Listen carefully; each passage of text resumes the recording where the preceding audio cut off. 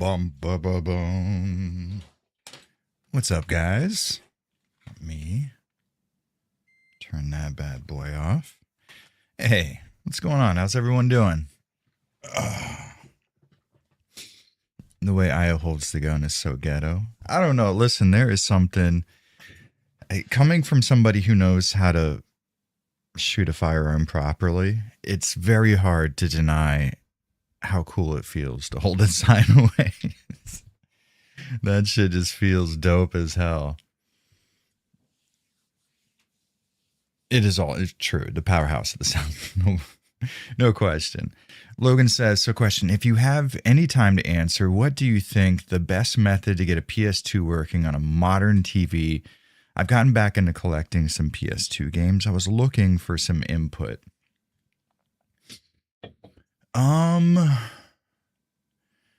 Okay, so the RetroTink 2X won't... honestly, the RetroTink 5X is kind of my starting point for retro scalers in order to get a signal to a TV. It's got the motion adaptive deinterlacing, which I think is the best method we have for deinterlacing. One of the things when you get a PS2, you don't really think about is 99% of games on that console are 480i. They're interlaced, and they're going to look very strange on your TV unless you de-interlace them. I think an OSSC can be a tough ask. 15 months? Good Lord, I don't know why I pay you, Jared. Love ya, bud. Keep up the great work, _Jared Meister love PS 77% of Na Dreamcast library is now mine. Damn, dude. Fuck, that means you now own like 75 sports games at this point. That's sick though, man. Also, thank you so much for the support. Yeah, I think the PS2 is a tough console in terms of modern scaling. And with everything else, I would say get the RetroTink 2X, which is very cheap, and it'll just line double your signal. With the PS2, though, I think the RetroTink 5X is the way to go, for sure. Let's switch over to the game. Can't stick around because it's 2 a.m. where I am, but I've been watching the VODs of your PE playthroughs, and they've been really fun. You seem like a cool guy. CHM8, thank you so much. Hopefully you have a nice night, and I'll see you in the VOD. Hell yeah, dude. I just started the game yesterday. It's great, but the amount of pixel hunting, yeah, it's what it is. They made the pixel hotspots very, very small. We need to change inputs real quick if we could. I'm trying to navigate through my OBS, but that's not working. Hold up. Thanks for the input. Much love as always. Yeah, man, no problem. I love helping out with that kind of stuff.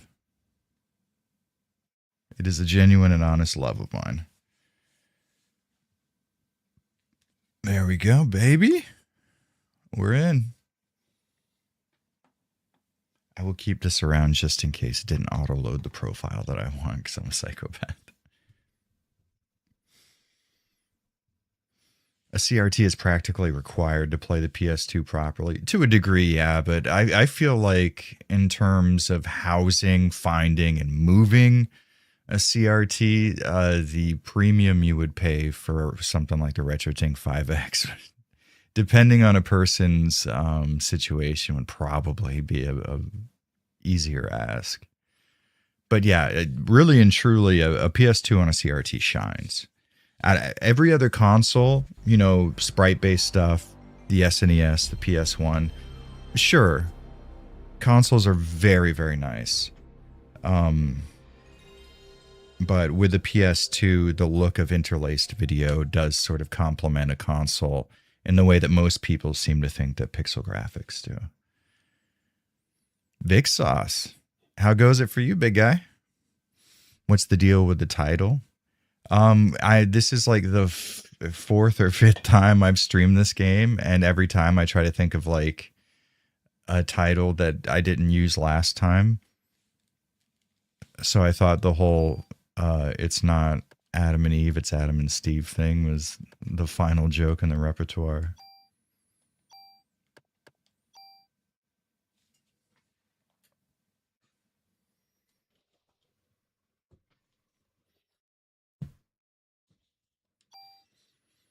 At this point, emulation CRT filters are the easiest way to go. Just rip it and use PCSX2. You know, emulation is great right now, but the price you would pay for a cycle accurate emulator like something like the Mister, you could also just have your regular console and play on something like the RetroTink 5X. Now we're going to have to zoom this bad boy in. But also, there is a genuine and honest... There's a value to playing the games that you own on the console hardware that you're familiar with video output that is authentic to how you experienced it as a kid, just scaled up. You know what I mean? Is it satire because that's a Christian homophobic joke? No, dude. No, it's just a fucking joke because it rhymes. Don't take things so seriously.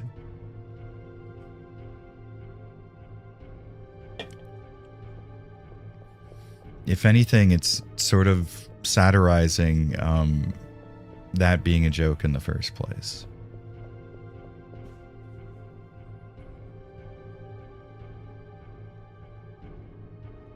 Are PS2 games expensive right now? Holy shit, that used to be sort of like the fucking one place you could go for inexpensive games.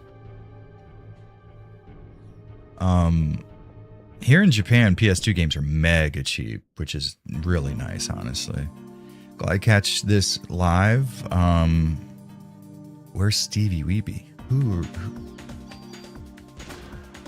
Like the guy who got the top score in Donkey Kong, Steve Weeby?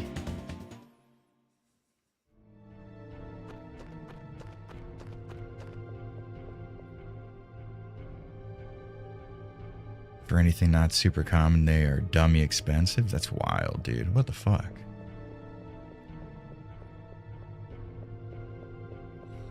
I mean, to be fair, if you are choosing emulation over purchasing video games with the insane prices they have right now, no judgment at all. You are correct to be doing that. I mean, to be fair, like, I play on real hardware, right? Like, we're playing on a real PS1 right now, but we're also loading this game as an ISO on an internal optical disc emulator. So it's not, you know, I already own a good deal of the PS1 games I would ever want to play anyways, but if you are choosing to emulate because you have been priced out of the collecting market, there is no fucking shame in that. I mean, shit sucks right now in terms of purchasing retro video games. No, thank you. I will not be taking part in that. So I am archiving the games I own physically and downloading the ones that I don't, and I'm playing them on real console hardware because I think it's more important to me to see the video output of the console that I love than it is for me to spend $120 on a game that I may or may not like, right?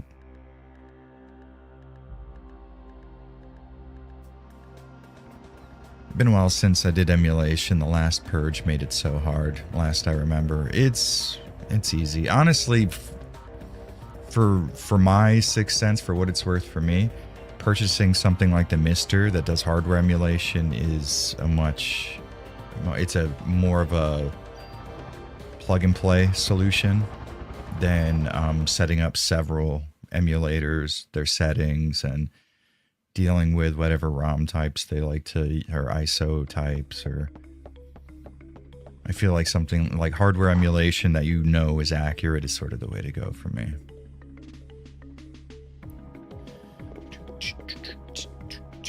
it's a dead console. You aren't stealing anything. Developers will not receive any money. Yeah, for sure. I mean, that's true. That's 100% true. You are not taking money out of anybody's hands. And, you know, honestly, even for like brand new games, it sucks. And you want developers to do well. But if that's a game that you are willing to pirate, I would imagine that's a game that you are not willing to purchase in the first place. It's not like you're robbing anybody of a potential purchase. And if anything, there's plenty of games that I've emulated that I've ended up buying physically because I enjoy them so much. I think piracy is a very interesting gray area.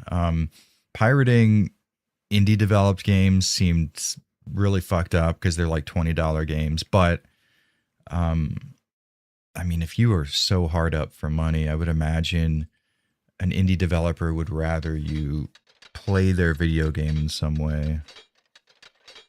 I don't know. Hey Jared, you have single-handedly revived my love for not only the survival horror genre but games overall. Thanks, brother. Hey, thank you so much for the $10, Jedi Nightcrawler, man. Happy to help, dude. That's a pretty big accomplishment you put on me.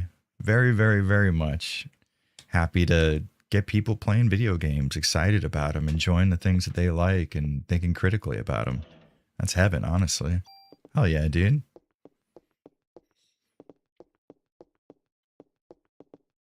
See, you know, this is what I'm saying. I need to stream with Josine in the room. People are way more interested in her than they are me.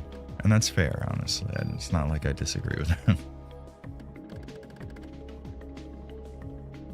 I should probably store some of these tools, I would imagine.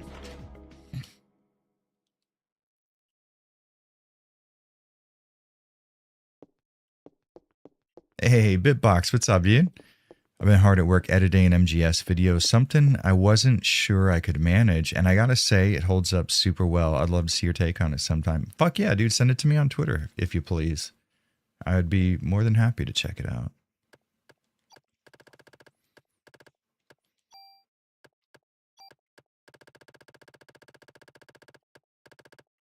I'm in the process right now of doing a voiceover, which can bounce back and forth between being a nightmare and being pretty fun.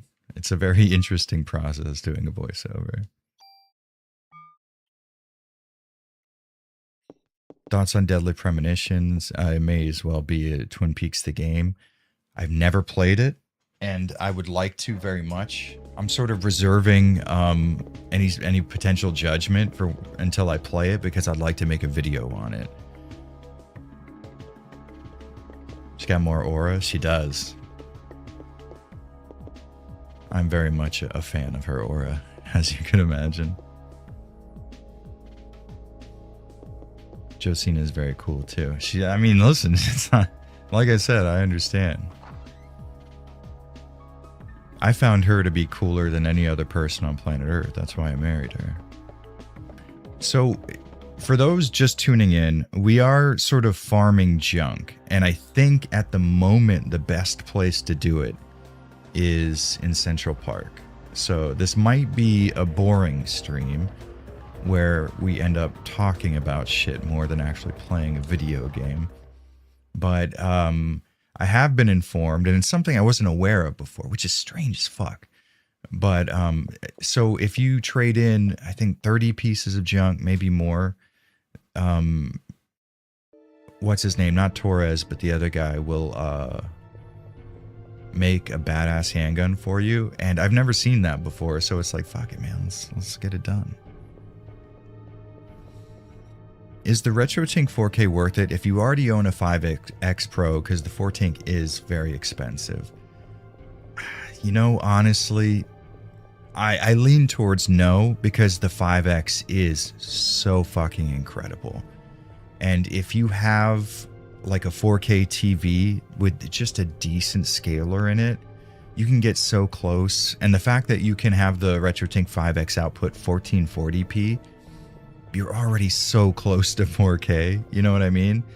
I would say if you are creating content and capturing footage of all of your gameplay, it can be hella worth it. But if you're just enjoying video games, it's really hard for me to say the 5X would be necessary. I'm sorry, the 4K would be necessary when you already own the 5X. It's just like they are so right in the same wheelhouse in terms of quality. Like, that's really tough, man. Like, you have to have the disposable income to really justify that purchase. Otherwise, I don't think so.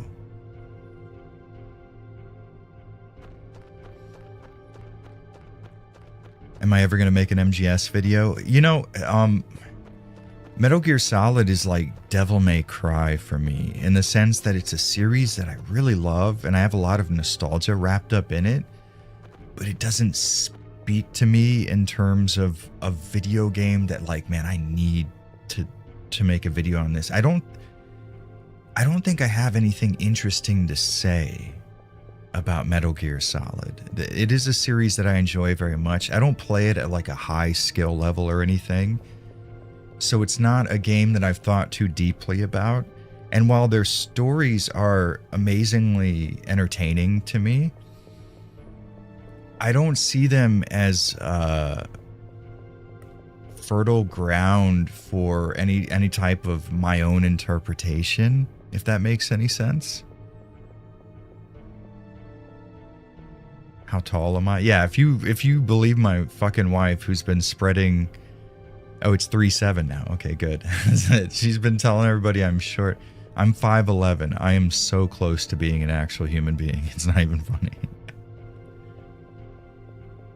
300 pieces of junk? No, I thought it was 30. Okay, hold on. If it's 300, we are dropping this fucking ahora. Hold on. Let me see. If that's the case...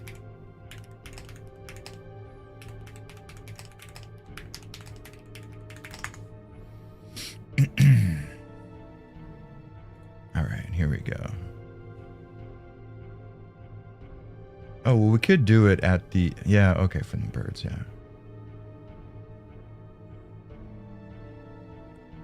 I'm not sure. I've found a Reddit post, which are almost never actually helpful. Yeah. Oh, fuck, I think it is 300.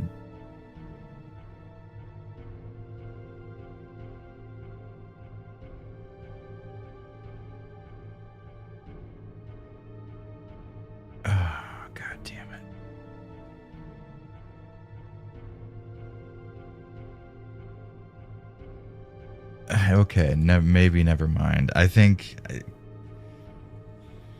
that would not be fun, subjecting you guys to 300. Fuck.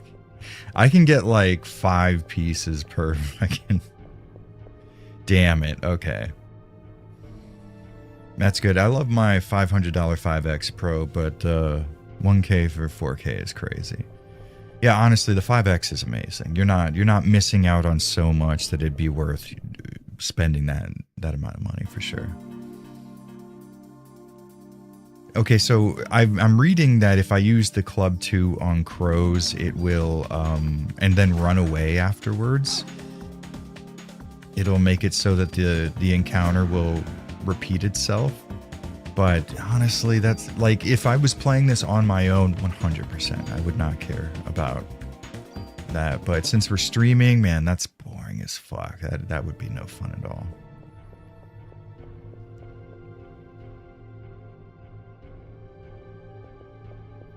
Hey, see, we're getting notifications for the stream. I'm telling you, YouTube is starting to open its arms to me again.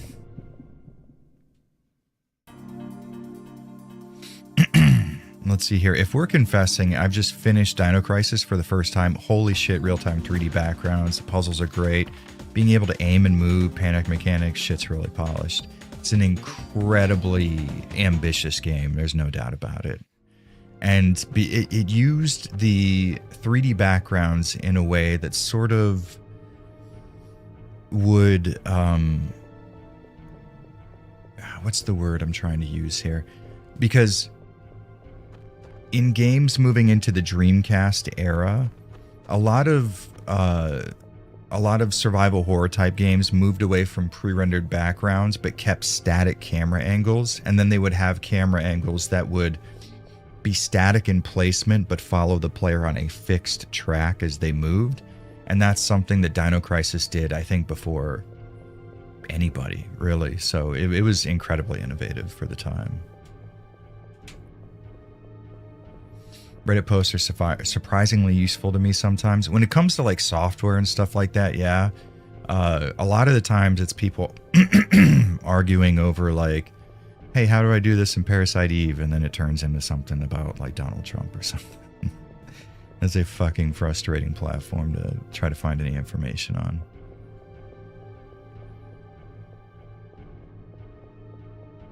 Guns carry over to New Game Plus. Machine guns worth getting. Well, the thing is, I am playing this now just for fun. I used to be able to have 2 instances of OBS up, getting the same capture feed from my capture card.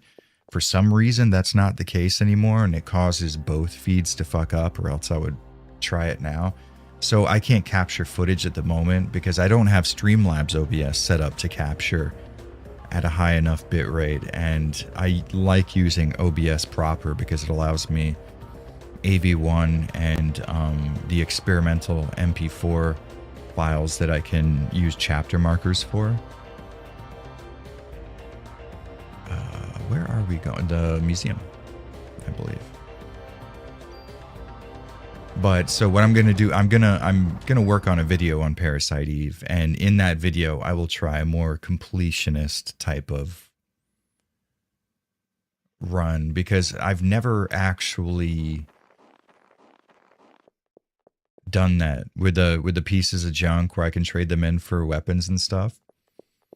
So I feel like if I'm gonna talk about Parasite Eve, I want to do it like a Parasite Eve, a proper retrospective again, just because I'm kind of desiring a replay of Third Birthday, if I'm not going to lie. So yeah, I'm going to work on a Parasite Eve video, and if I'm going to talk about it, I would like to get a little close to completionist. You know what I mean?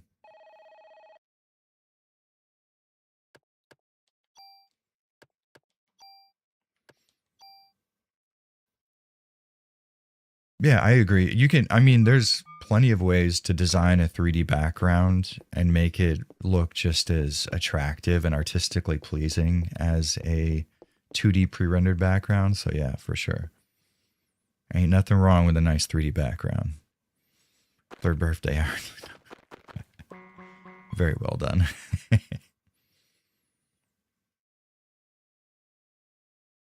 Okay, fuck, hold on. And we can't back out, of course. 2, 3, 4, 5, 6, 7, 8, 9.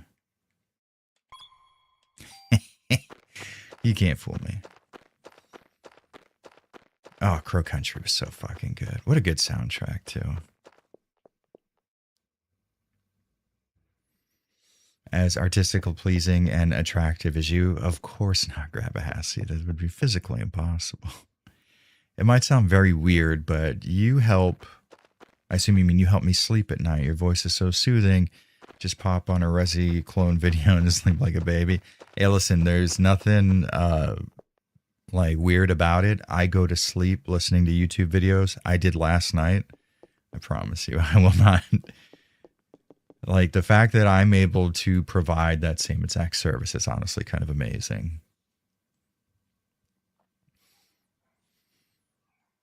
Overseer never sleeps. Happy Valentine's Day to you. Happy Valentine's Day to the dog that barks every day at the same time outside of my house. Thank you, man. Yeah, it was Valentine's Day yesterday for us because we're 12 hours ahead. And me and Josine, in a very romantic Valentine's Day move, went to a heavy metal show.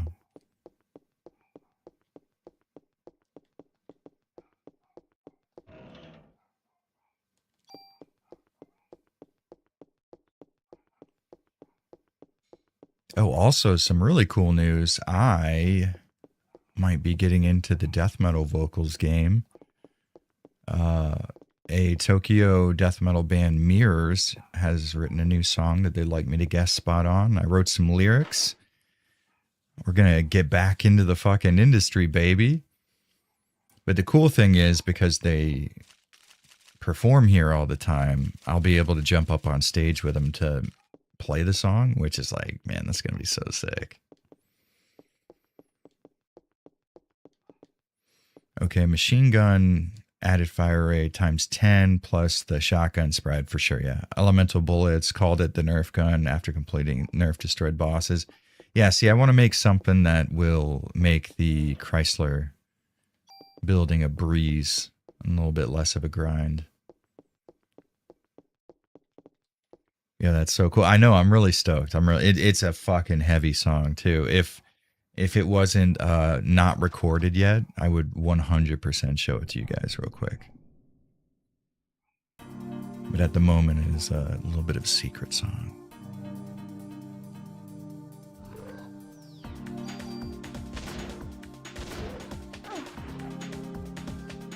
There we go. All right, I want them lined up. Yeah, baby. Okay, they're taking a lot of HP away.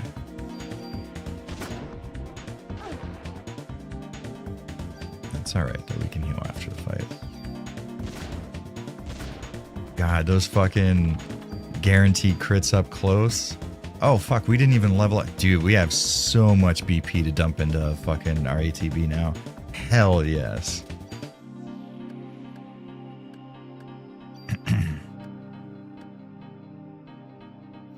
Bullet spread destroys bullet damage. Interesting. Okay. I feel like at the moment I'm doing well enough right now where it's not as big of a deal. Did I ever see Nile live? Caught them a couple of years back. They killed it. Yes, I did. And it was fucking insane. Both me and my wife had like a religious experience seeing Nile live. That was so damn good. Oh, that was Belquito Fuerte. That's okay. What's up, dude? So interestingly, the last time we talked when I was streaming this last, I thought that you said it was 20 or 30 pieces of junk and not 300. So I decided for this playthrough, because we're streaming, maybe I would give up the junk hunt just because that would be really boring to watch. But when I cover the game, I 100% will be getting those 300 pieces of junk. Hey, what's up, Cockrock? How you doing, man? Get your ass back to Tokyo. We need to talk about obscure music some more. I thought I already had a G22. Am I crazy? And baller points, of course. Absolutely. Especially when I'm getting them.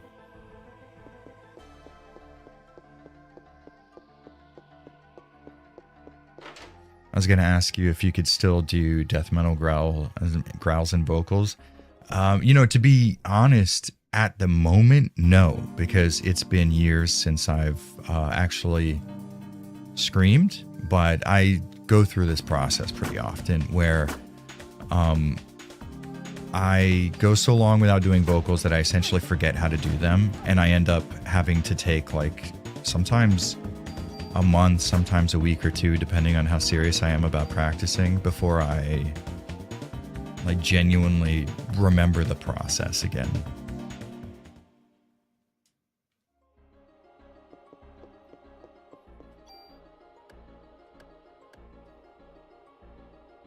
Any plans to play through? How's it hanging, lad? Oh shit, Cumby Lad, what's up, big dog? How you doing, man? 53 months, god damn. Time sure flies when you're having fun playing video games. Reanimal. That sounds familiar, but I'm not being able to put... Hold on, you know what? I have a computer at my disposal. Reanimal. Let's take a look at this. Oh, yeah. This is very interesting looking. In terms of just a creep factor. It kind of looks like one of those... small child with a big head in a scary world type of games. Yeah, I might play through that.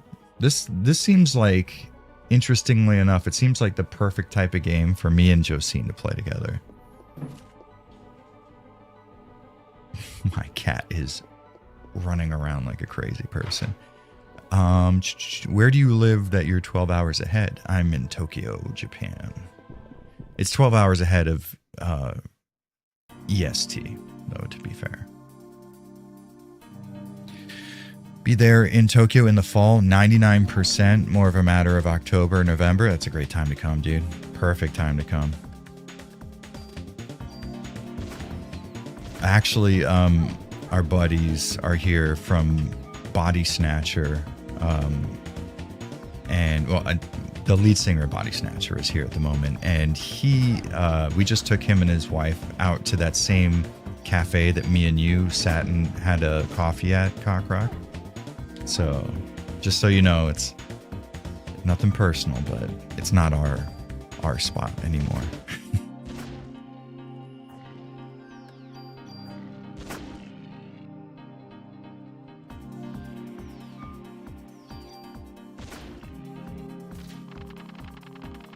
Oh, it's 14 hours ahead of Eastern Standard. That's what it is, yeah. Don't listen to me, I'm done. Dude, I would love to see Nile. I think Nile and Suffocation are the two most consistently good death metal bands. No bad albums. I feel like... Okay, so let me think this through. You really got to have a sure stake on what you're saying. I kind of feel like Obituary is my no bad album, always good band, but also Obituary, unlike any metal band I can think of, is so much better sounding live than recorded that it's not even funny. I mean, don't get me wrong, Nile sounds incredible. And when me and my wife saw them, they had a new bassist who was just a vocal fucking talent. Highs, lows. His bass was incredible. He was just an amazing addition to the band, which is really saying something because their previous guitarist, who was the lead vocalist, are like incredible. So the fact that this bassist made such an awesome impression is just insane. But I feel like Obituary has put on the most consistently good heavy metal show I've ever seen. And, you know, coming from somebody who's seen Cannibal Corpse more than 25, 30 times. I've seen Metallica before, which is fun as hell. Hey, Jared, haven't been to one of these in a while. Welcome back. It's good to have you, brother. Have you thought about watching any TV shows with grittiness? Yellowstone and all its spin-offs? Taylor Sheridan announced Marshals, which is about Case Dutton. Oh, sick. First off, Douglas Monroe, thank you very much for the $10. Much appreciated. Yeah, we loved Yellowstone. We did not finish the last season. And to be honest with you, I'm not 100% why, but Yellowstone was real fun. I really enjoyed that show. At the moment, we're watching The Pit, which is like a medical drama, kind of it's from a lot of the creators of ER. And it is a fucking tour de force of like incredible performances, the medical terminologies being thrown around, the wild shit going on. It's amazing. I love The Pit. But yeah, we watch a lot of like, what would you call them? Like suspense type of shows. Riot City? No, I don't think I've ever listened to Riot City. It's a dope name though. Do you believe in a world where where two ever-conflicting factions can peacefully coexist? I am, of course, talking about metal and ska. You know, coming from somebody who fucking obnoxiously listens to Mighty Mighty Boss Tones, I do believe that world can exist. It is out there. It can be found. I think Where'd You Go, Toxic Toast, and fuck, what else is really good?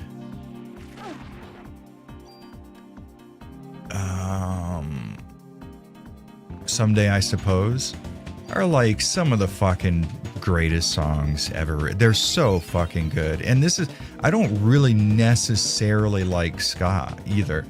It's just, come on. How do you get better than that?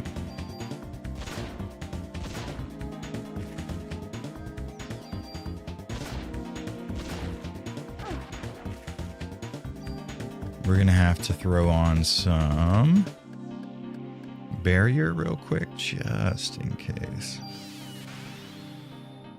I can't think about ska without thinking about Ian Finance. That's probably a good thing. That dude's a fucking whack job. And you know what the fucked up thing is? I see a lot of myself in that guy, which is scary as fuck.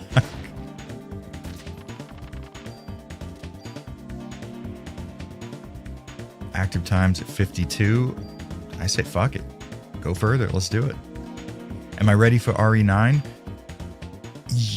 I am. I don't know that I'm like crazy out of my mind excited for it. And it might be because I have not paid much attention to it. Because I want to sort of like experience it brand new. But I don't know, man. I'm not 100% that I'm like fucking mind blown, just ready to be rocked by RE9. Hopefully that ends up being the case, but I don't know. I'm gonna let that one ride, and we'll see what happens when it happens, you know.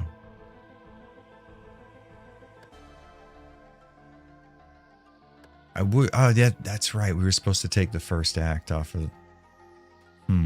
But then that's the one that has steel, and we don't want to lose that. Interesting. What shall we do here?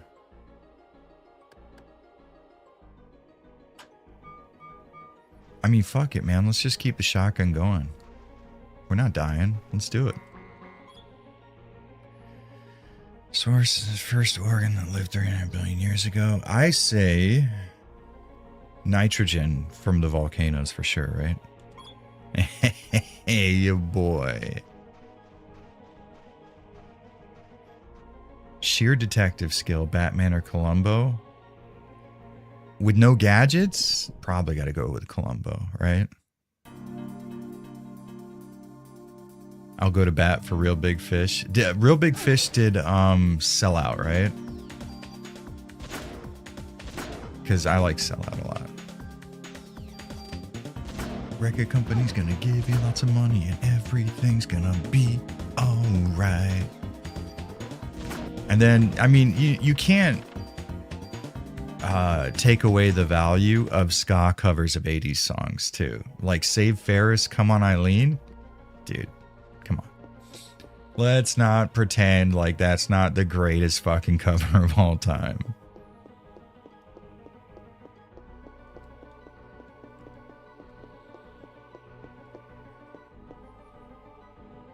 Has anyone ever compared you to Andy from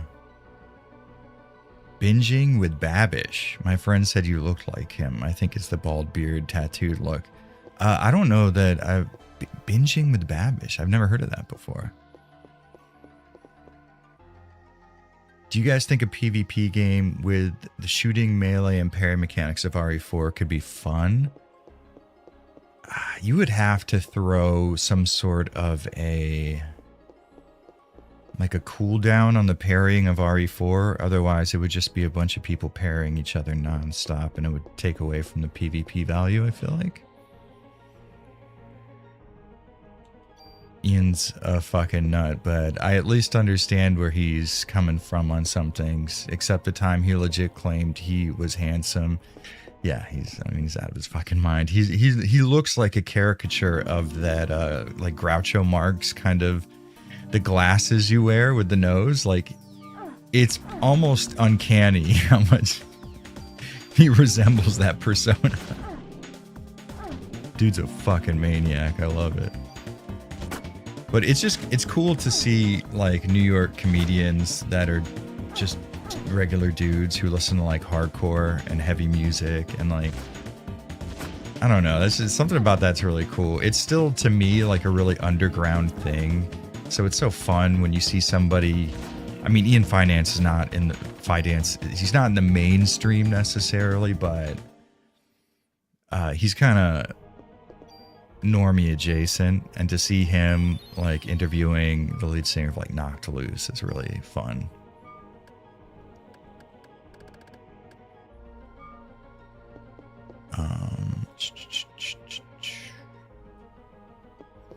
Just let the knife keep its durability in a PvP game. I think that would make the beginning of every match really boring because everybody could parry everything else. You know what I mean?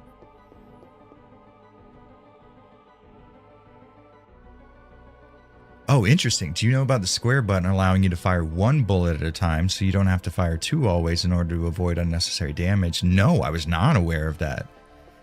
Damn, Belquito Fuerte's over here, fucking wealth of knowledge. Hell yes, dude. One song I've been listening to is the Allman Brothers' Midnight Rider. I've mainly listened to Greg Allman's single. There's just something about that version. You know, I don't know that I'm mega familiar. I mean, I know about the Allman Brothers because my mom is a huge fan. I don't know if I know any of their songs off the top of my head. Allman Brothers. I don't think so. I listened to some music from that era, but I don't know that Allman Brothers is on the list.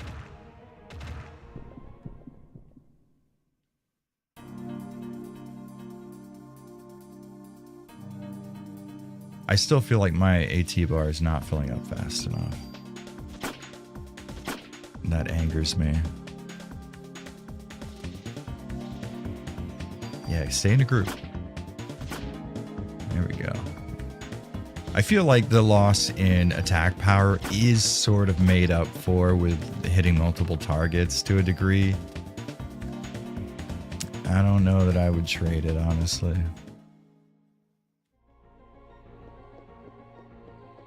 A Left 4 Dead version of RE4. Be very interesting. Yeah, maybe more of a cooperative thing.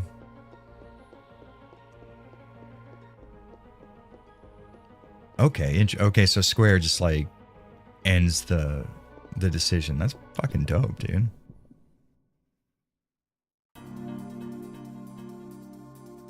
Dino Crisis made it to Steam, yeah. And more importantly, Dino Crisis 2. Hold on, let's test out the Belquito Fuerte theory. Bam! One shot. He don't miss.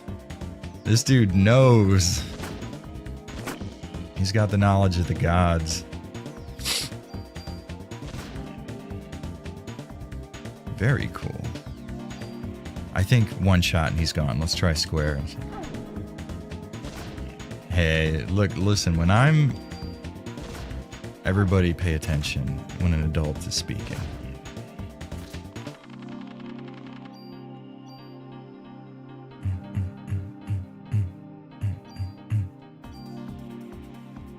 Dude, I'm getting so much junk, it's awesome. But I don't have enough item space. Can I leave? I'll leave real quick. And then maybe we can reset a lot of these random encounters. Maybe. Let's find out. Let's see.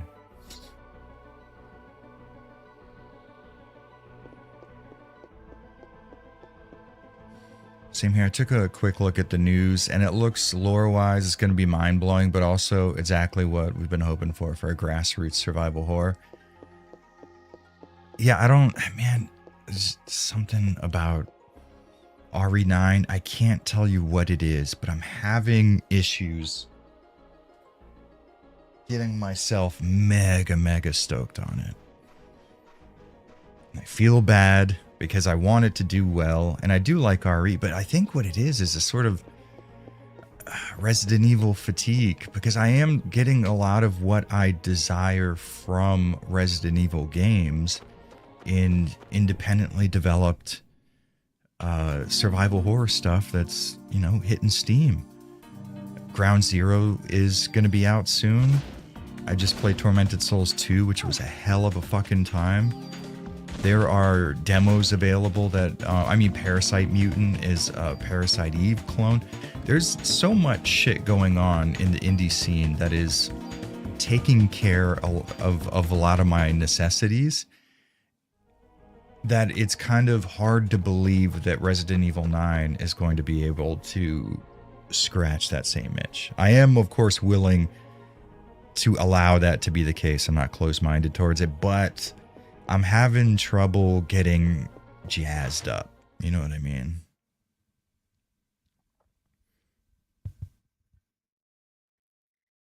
literally have junk in her trunk, which is clearly not the case if we take a quick profile view.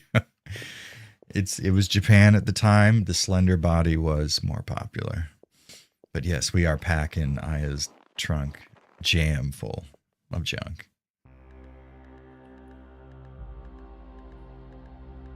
You have no idea. I played the game for a long time, for long periods of time. I damn near worn out my disc. I get it. If there's one game I can understand that obsession with, it's Parasite Eve. What's even crazier is Capcom literally played Wakba Soup to do a sponsored Dino Crisis stream. I think Capcom's trying to gauge interest to see if they should revive the series. Oh. You know, it feels like it would work really well with the brand new Resident Evil 2 over-the-shoulder combination survival horror type of approach. I think it could work. In terms of Resident Evil reviving Dino Crisis, that seems... If I'm a businessman and I'm looking at all of Capcom's potential series to put out into the limelight, Dino Crisis sort of historically has never made very much money. That's a tough one. And Capcom doesn't seem to be in the business of making smaller, middle market releases. You know what I mean? So I would assume the answer to that is no, but I'm going to say it while keeping my fingers crossed behind my back, hoping that I'm wrong.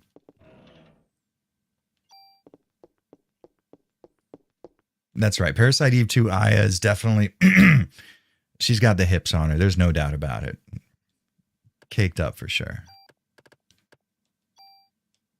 I didn't mean to use it, but here we are. So maybe, you know what, honestly, we can make this whole junk thing work if we just keep running through the fucking museum. I think this is going to be a doable tactic. So why don't we make a lot of fucking room?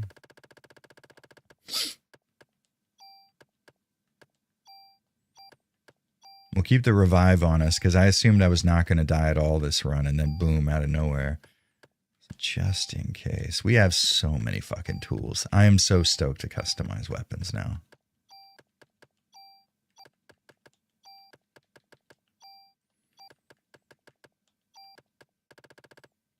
Okay. I think 1 medicine 3 will do just fine for our purposes. And then because I do have OCD, we are going to sort those afterwards. I would hate if they brought back Dino Crisis and rushed it like RE3 Remake, yeah. Well, the weird thing about RE3 Remake is it was sort of like not rushed, and then it caused them to rush towards the end of development because they were working on it alongside Resident Evil 2 Remake. So it had a lot of time in the oven, but by the time Capcom wanted a release, they're like, fuck, just ship it, just ship it. You know what I mean? I don't have any super tools at the moment, no. Mega Man X is due for a comeback. I don't know, X7 was the last 2D one, and man, I did not like X7 at all.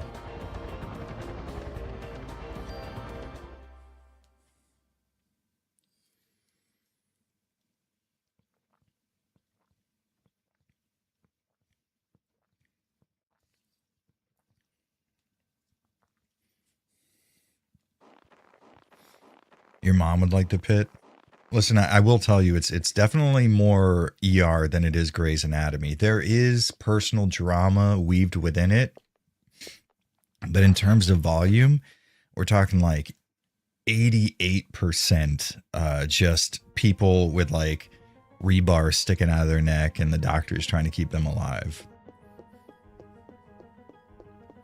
So not quite so much like romance and interpersonal drama. There's like one, I think the most dramatic thing going on in the series is there's a character, a doctor who You know what? I'm not even going to ruin it just in case people decide to watch it. This game looks so fucking cool. It does. You're correct. It was X6 was the last 2D one? Yeah. Okay, so then X7 was the 3D one. That's alright, I'll take those hits. I can't believe I have 1,000 rounds right now.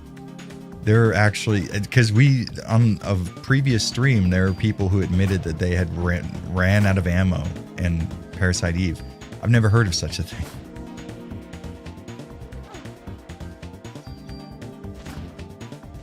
That does tend to be the prevailing argument for people when I say that this game isn't survival horror. They're like, well, there's limited ammunition.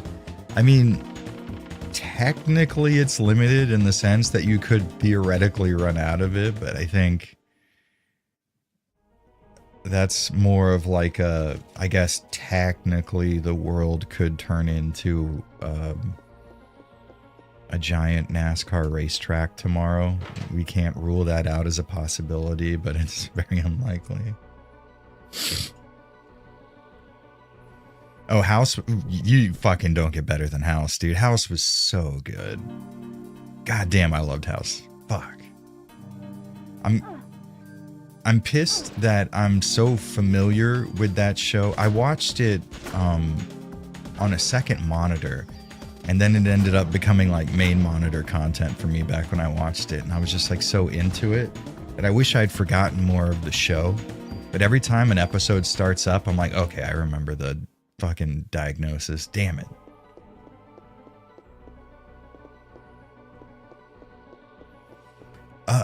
Don't they have a new classic Mega Man game coming out, or has already been released? I saw on Steam yesterday there was like a classic Mega Man game out.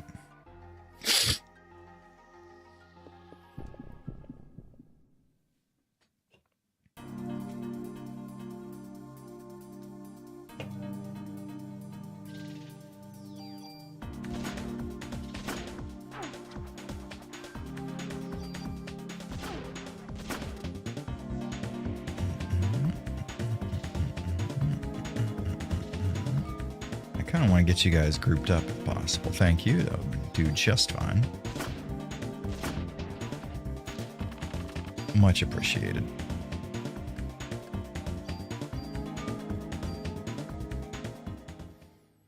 Trying to erase your memories to experience something for the first time is one of my... Yeah, we talked about this years ago when I was streaming Final Fantasy VII. And I think that's a game that I would just completely erase my memories to re-experience again. But, and this is the big, massive Nicki Minaj size but, what if you don't appreciate it like you did that first time? What if conditions are different, you're older, you have memories of other video games that were inspired by FF7? You know what I mean? Like, I worry about taking that risk. Did I mean 12? Yeah, I was talking about the 3D one with the guy that holds the gun. Axel, I believe his name was.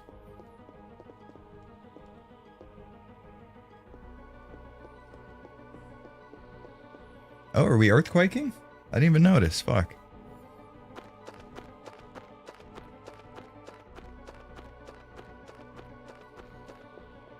Yeah, well, I mean, Scrubs is way more of a comedy with a bit of drama mixed in. It's definitely not as good of a medical suspense show because they don't get quite so in the weeds with like the specific diagnoses and the fucking like the actual medical drama. I would say either House or The Pit. The Pit feels to me how do I put... Oh, my controller's fucked up. No, hold on. Oh no. Fuck.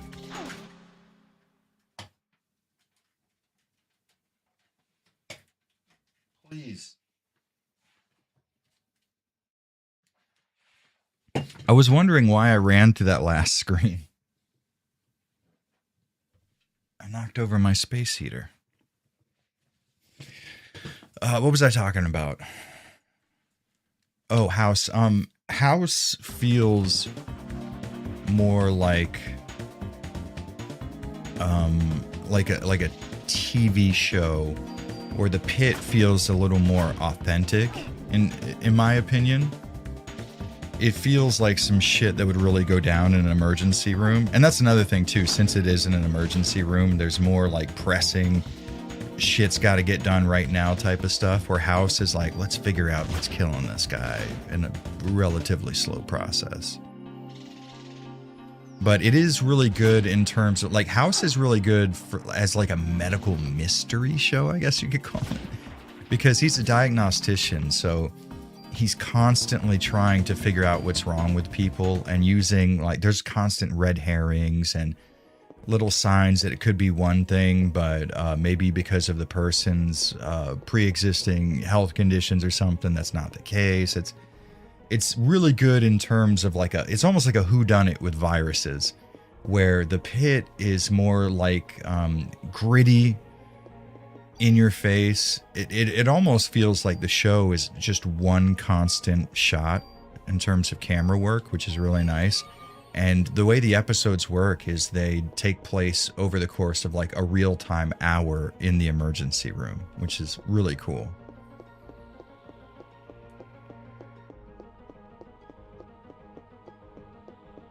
House it is then. There we go. We found it. I bet there's... No? Okay. I was about to say, if I could go under here, I know for sure there's a treasure chest. You know, I've heard people talking about the new Castlevania game. I haven't actually seen it yet, interestingly.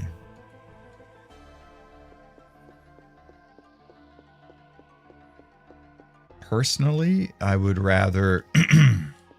Oh, okay. My stream preview was fucked up. Personally, I would rather play a Symphony of the Night type of video game. I like Metroidvania more than I like classic Castlevania, but what are you gonna do?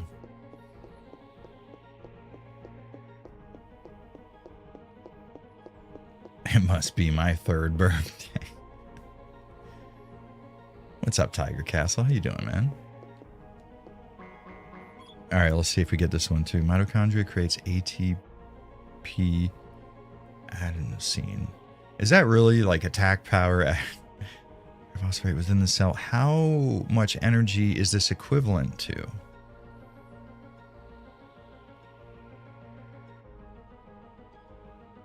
It's got to be kcals, right? Fuck. Where the fuck were you on that one, chat?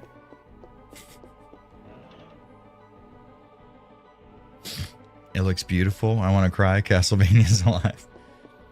Yeah, my buddy Mike is like a die-hard, just ride or die Castlevania fan, and I bet he is fucking shitting and pissing and coming himself at the moment, which is good. Like, there's certain series that, while I'm not like the main target audience, I still get stoked for people when new ones come out. Like, for example, I actually like make a joke about Dark Souls in my next video, and I'm talking like a bunch of shit about it just because it's funny. But I'm actually kind of stoked when new Dark Souls games come out, because FromSoft is one of the few companies that's like, hey, here's what our fans enjoy. Let's just make that a lot of times. Where Capcom's like, yeah, survival horror. Everybody likes Resident Evil for survival horror, so obviously third-person action. You know what I mean? Like, I'm jealous of people who get to enjoy video games that are so consistently good, so consistently delivering the experience that the target audience would be looking for. Us Resident Evil fans have gotten 13 million different genres out of the RE series, and at no point could you right now tell me what Resident Evil is as a genre, as a monolith. So hats go off to you if you're playing a game like fucking Armored Core or whatever that just consistently delivers the kind of experience you're looking for. You're living a much better life than I.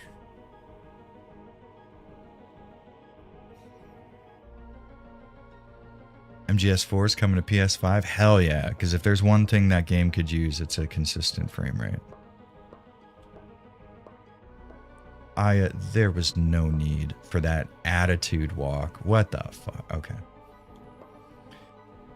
I think after this stream, me and Josine are going to go get some coffee. I'm feeling that. Got the Parasite Eve OST on disc. It's perfect. Yes. Oh, wait, no, I'm sorry. God, this Parasite Eve OST is perfect. I misread that. You are correct.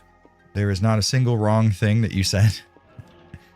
Parasite Eve is absolutely amazing. Yoko Shimomura has developed one of the greatest video game soundtracks ever made, without a doubt.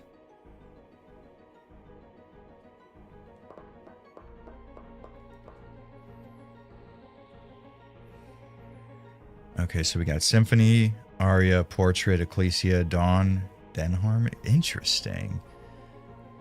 I feel like Dawn of Souls before Ecclesia, but maybe I'm insane. But the fact that you've got Symphony and Aria right up there next to each other, that is the objectively correct opinion.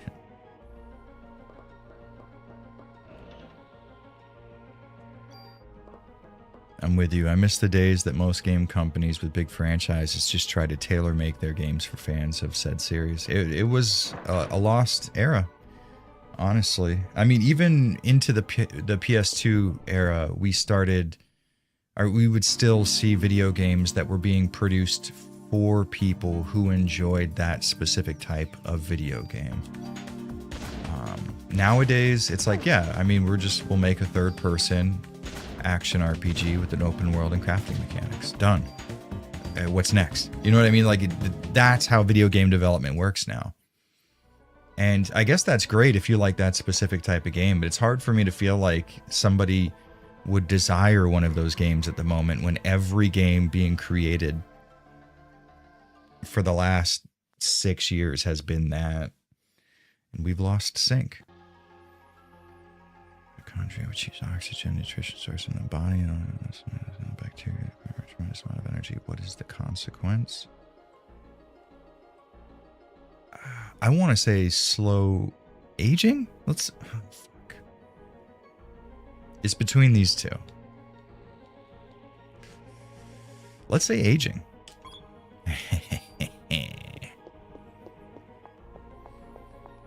Yeah, Aria of Sorrow is incredible. And one of my biggest problems is whenever people mention how good its soundtrack is, they have to do it in the same breath as saying like, oh yeah, but it's on the GBA and the GBA sucks for sound quality. It's like, kind of yes, but it's not that bad. It's become a meme essentially for like game review assholes to be like, yeah, you know, like, it's a great game, but since it's on GBA and it shares the same fucking CPU bus as the game's graphics, you hear... Like, I know how the technical fucking workings of the GBA pans out. I don't need to hear every single time somebody mentions an incredible soundtrack on the GBA to talk about it being kind of scratchy analog audio. I don't know, that pisses me off so bad. It's like, get over yourself. Like, you're not the first person to figure out fucking CPU bus noise. Fucking move on, please. I don't know what it is about that. I listen to a lot of Yahtzee Croshaw, and that motherfucker can't mention the GBA without, like, showing off that he's aware of that concept. It's like, all right, dude, we fucking get it.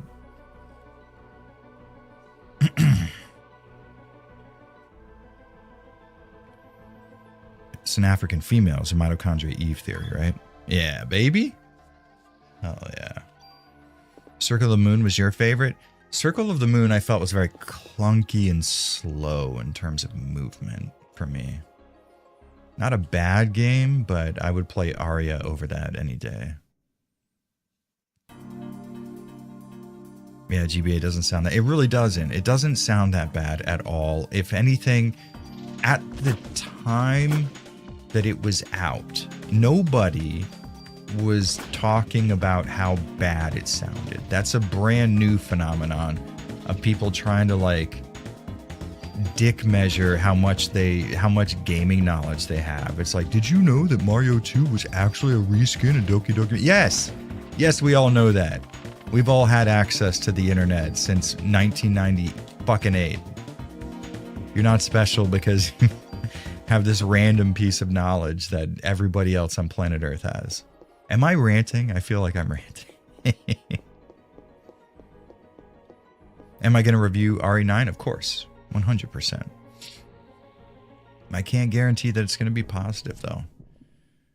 My review of RE8 was overall positive, but the idea was that Resident Evil 8 is not a bad video game yet. And I could see the formula that it's taking becoming atrocious very soon, because it's a very safe, very AAA, very nebulous, lack of identity type of video game, and I hope we're not getting more of RE8 with 9, because 8 was a video game, and that's all I'm confident in saying on the matter. It was the most video game that I've ever played in my life. I could switch out my memories of Resident Evil 8 with Call of Duty Modern Warfare 2 very easily, because the two of them offered up a very similar I just got done playing that sort of experience. You know what I mean? Rant away, I'm here for it, dude. You've got a lot to look forward to of those games. Oh yeah, the Legacy of Kain 2 remaster, I saw that. That's fucking awesome.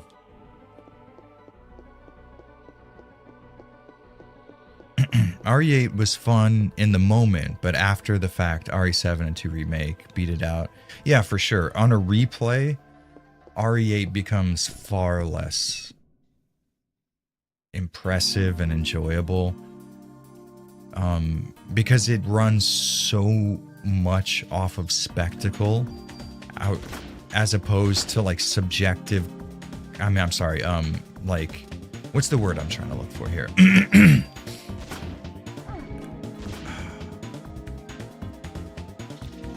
Meaningful content. It doesn't have anything in it that makes it special.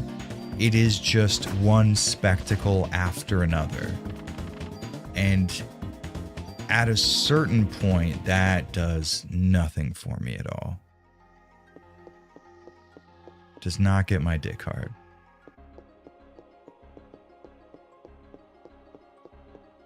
It was a low effort game.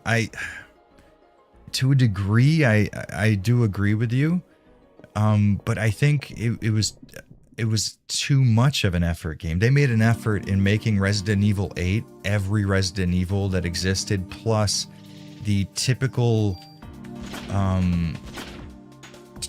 let's say, event foundation of your average AAA video game.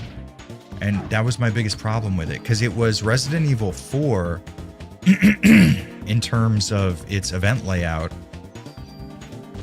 with a random European village that starts out with all of the villagers chasing you to a central point, and then they eventually give up on the chase. You know what I mean?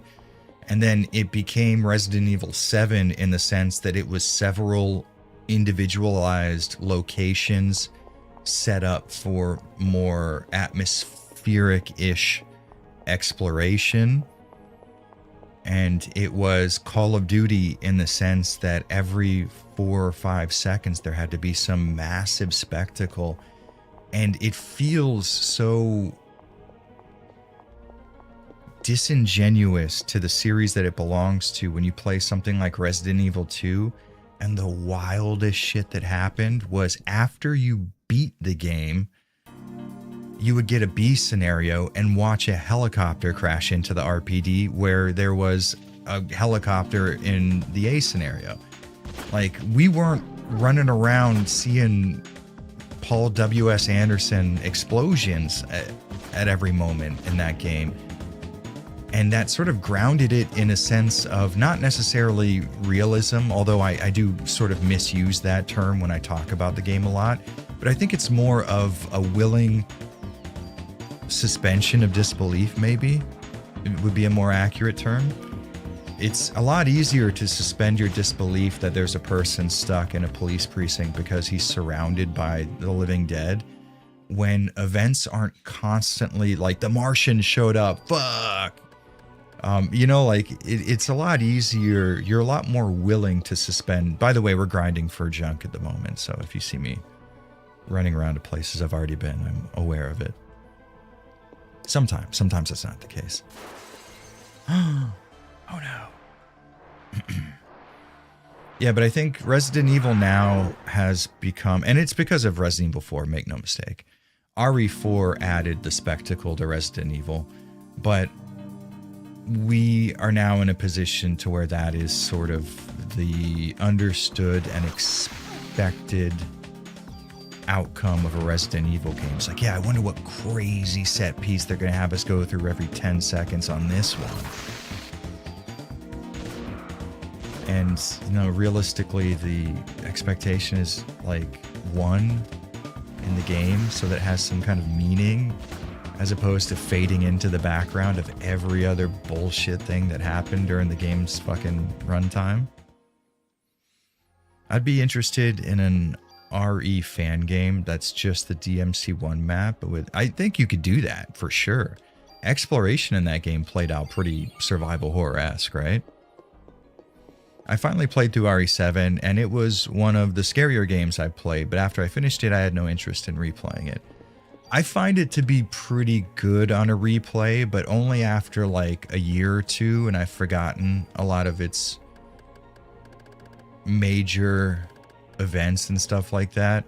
I think a lot of the fun of hiding from what's-his-face wears off eventually, and it becomes more tedium than anything else. So I could see where you're coming from, for sure. I get that. I personally have fun replaying it, but I don't replay it very often. I think I might have finished the game 3 times ever.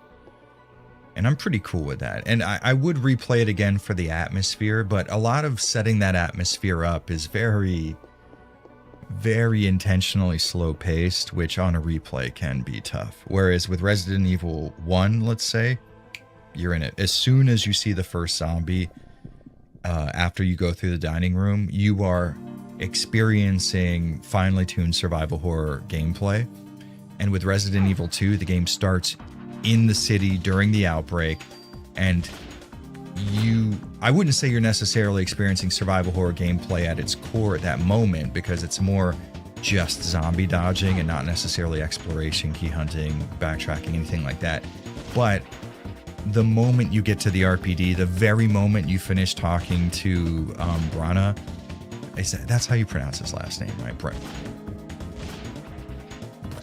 I forget. But anyways, you are experiencing classic survival horror gameplay. With RE7, there's a lot of peaks and valleys. You have the intro section walking up to the house, which is intentionally slow-paced, and on a replay can be kind of frustrating. Then once you get in there, you get caught and have to watch a lot of cutscenes.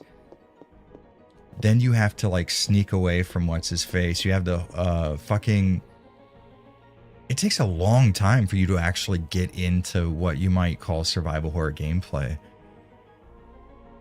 Damn, yeah, now that I'm thinking about that, that game is paced kind of whack. Well, you know what it is? It's paced for a first-time playthrough.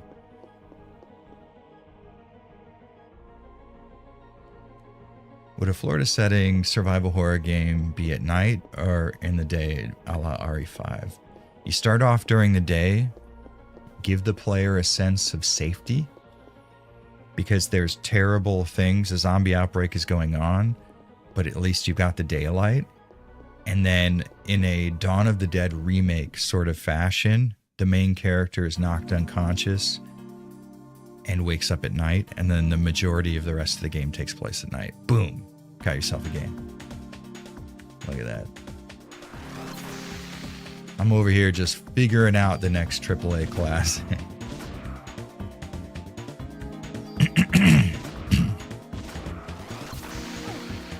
Well, shite.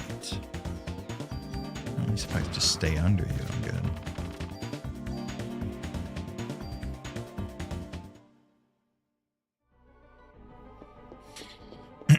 I would rather Capcom make a new horror IP not tied to RE lore and go ham on the Supernatural. Yeah, see, that's exactly Resident Dr. Evil. Very good name. That's been my opinion for a very long time. Listen, it's fine. You want to make a first-person game? You want to make a European village horror game? I've been saying that since RE4. It's like, dude, fuck yeah, man. I'm with you. I want to play that. Just don't call it Resident Evil. That makes no sense. What we're playing right now feels closer in spirit to Resident Evil than RE4 ever did and will. So I'm writing a script at the moment, and I'm voicing a different script, and both of them had sort of overlapping points where I mentioned RE4's jumping the shark moment being, or I mentioned Resident Evil's jumping the shark moment being RE4, and I was looking for a specific comment to kind of have on screen to enforce that. So I'm looking through my old video of Resident Evil 4 and the Resident Evil retrospective, and it's mostly people saying RE4 is survival horror and is as much of a Resident Evil game as Resident Evil 2. And I'm reading through these comments and I'm like, I think after the introduction of Resident Evil 2 Remake, most of these people have changed their mind completely. I would imagine that would be my... I think after seeing what an over-the-shoulder game with more survival horror adjacent gameplay accoutrements looks like, would force a person to change their mind in that sense. I think there's no way that a person keeps that opinion up right now.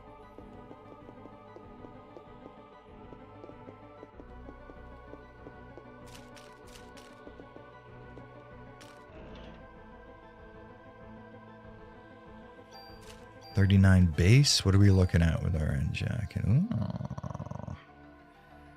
It looks like we're changing over, boys.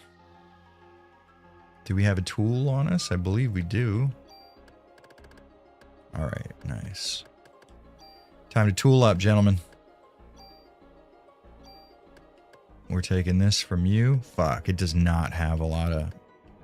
But once we find better armor, we can sacrifice the +1 inventory and just take the base stats. I think we'll be okay with that.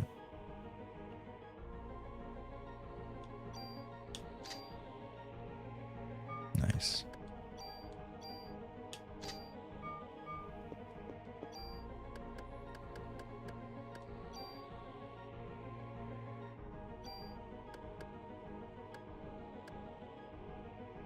Should we just say fuck it and go 60? You only live once. If only there was some sort of acronym for that. Here's a question. Would RE4 go down better if it wasn't a numbered title?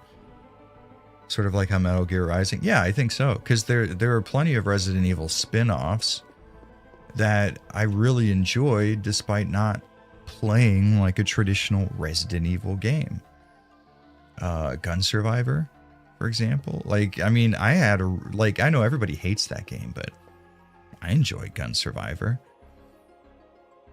I think Gun Survivor probably plays more like a traditional Resident Evil game than 4 does. But yeah, if the expectation is not that this is the new Resident Evil, then yeah, RE4 gets viewed in a completely different light. And it makes enjoying it much easier, because I don't think, for example, Resident Evil Revelations did not cause Capcom to change the core design of Resident Evil 7, right?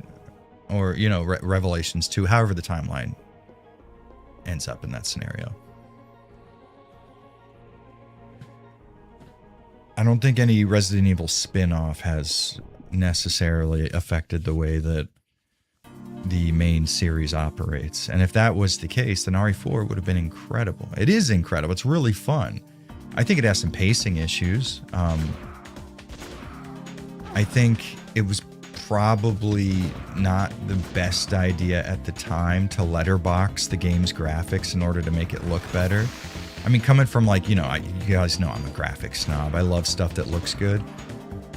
But it seems kind of like shitty to the player to like reduce the viewable screen real estate in order to make a game playable. But that being said, Resident Evil 4 is a fucking amazing looking game. So like even my criticisms of RE4 are pretty not that bad. You know what I mean? Does Joe ever say, I don't find you handsome, but I find you handy?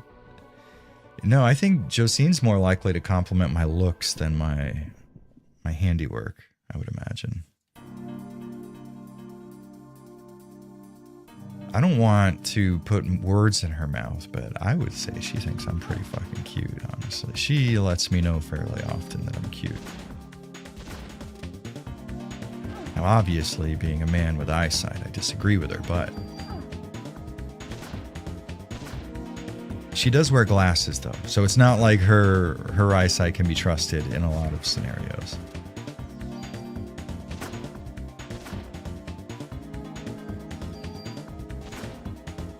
Dude's crazy crits on him are only 66. Oh, fuck out of here.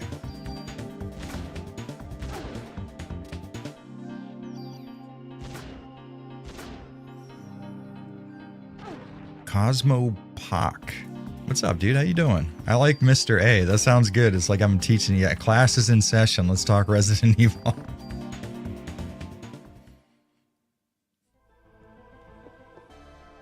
P2 is a better Resident Evil than Resident Evil 3. That is a spicy take, and I'm going to be honest with you. I'm not 100% sure I can disagree with you on that one. I do think Parasite Eve 2 has some flaws that hold it back for sure, but I can't tell you you're lying.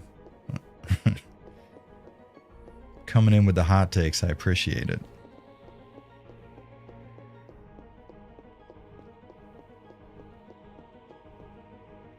This OST is Kino. It is. It's incredible. All right, so let's do this. Let's do that because I've ranked video game OSTs before, and I won't put them in specific slots. But if we're talking just listing them out, we've got Resident Evil 2, Final Fantasy 7, Donkey Kong Country, Parasite Eve, Chrono Cross, Symphony of the Night. In terms of, like, if we're talking quality of the music sampled plus composition plus appropriate sound to the game they're placed in, that's my list. What do you guys say gets added to it? Let's get the fucking chat feedback on this one. I mean, I'm interested to see what you guys have and whether or not I agree with it is the real kicker. It's awkward when they take their glasses off before love time and still tell you to turn the lights off. True. This is truth.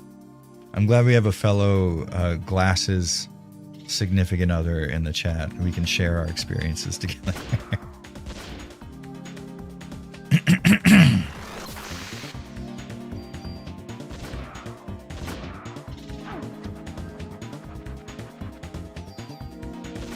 I won't go too far into the gritty details out of respect for Josine, but I will say this. She is the type of girl that does prefer the lights off, and I understand because it is more romantic and just kind of like the vibe is a lot stronger with the lights off, but, and this is my argument, she is hot as fuck, and I really want to be able to see all that.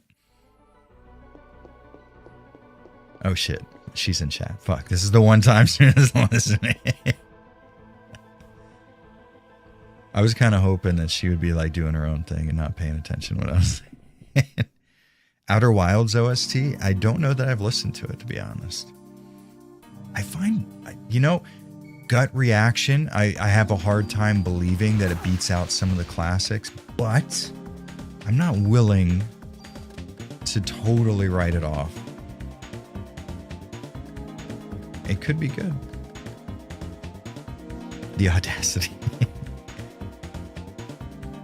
Drakengard 1. Okay, so 100% chaotic is the right word to use in that scenario for sure.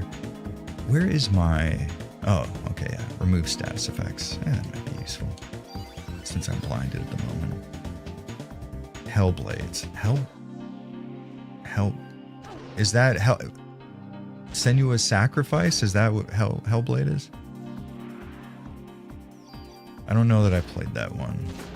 The one with the chick with the dreadlocks, right? Shadow of the Colossus? Okay. I would say the Shadow of the Colossus OST is incredibly appropriate for the game that it's in. And you're right, the epicness is wild. It's like, out there adjacent to like the Lord of the Rings soundtrack in terms of like, giving you a wide open sound stage that sort of gives the impression of a huge world. And it is very pretty also, which is nice. All right, I'm feeling that. SMT4.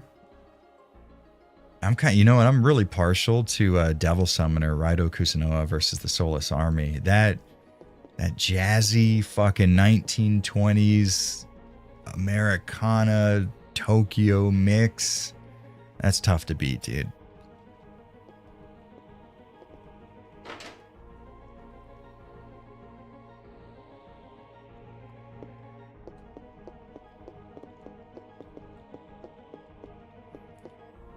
This game is so good.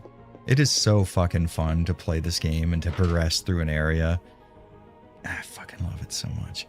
I think this is probably the one section of the game that's the hardest to navigate because areas do look so similar on different floors, but even in that, it is so good.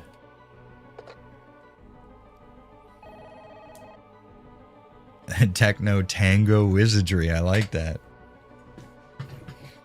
Honestly, Cockrock, the remake of the Raido is it's so good. I will say that it handholds a lot. It takes away a lot of the original sort of detective features where you had to go around and question people. There will be more instances where your cat will tell you precisely what to do next. Not fully, but it more than the original.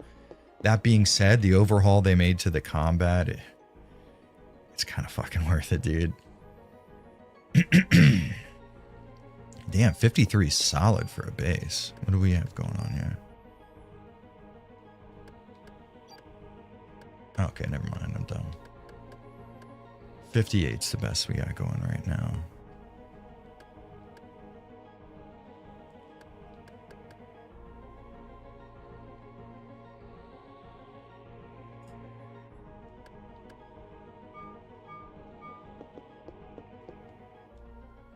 Wait a minute. I like how it's so obvious that the frame and the image is 2D, but Eve is 3D, so it looks like she's coming out of it. Go to that new Pokemon park yet? I did not know there was a new one. Also, I'm not huge into Pokemon. That's more Josine's forte, but I imagine she will tell me when and at what point we're going to that.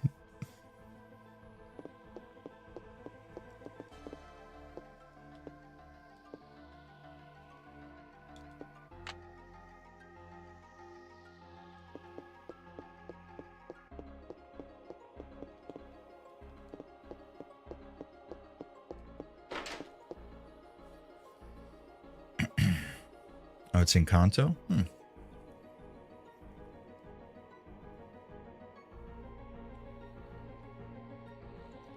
It's the best?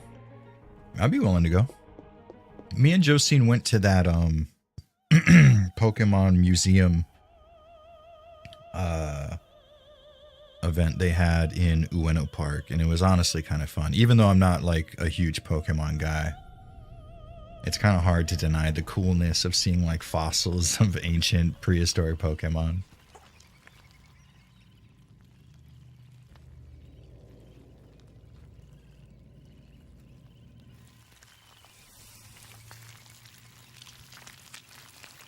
Child of Eden. Oh, okay. So yeah, that like a very odd what would I call that style of music? Techno with like a not dreary, dreamy kind of vibe to it. I would say that stuff is very listenable, but because it's not tied to a game in which a game that has a story that there's no like emotional connection to the music. That'd be tougher for me to throw in the mix, I would say.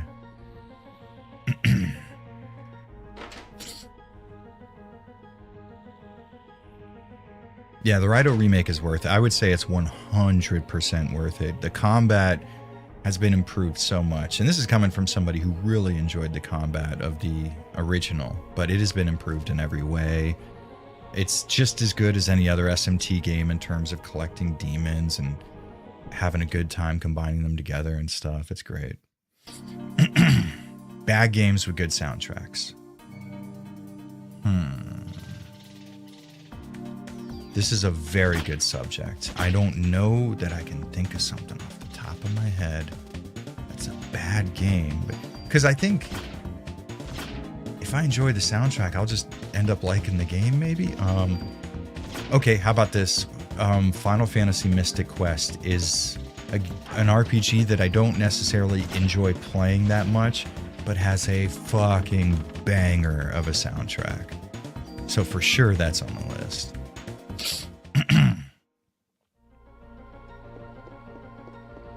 I don't know that I've heard DMC2 soundtrack.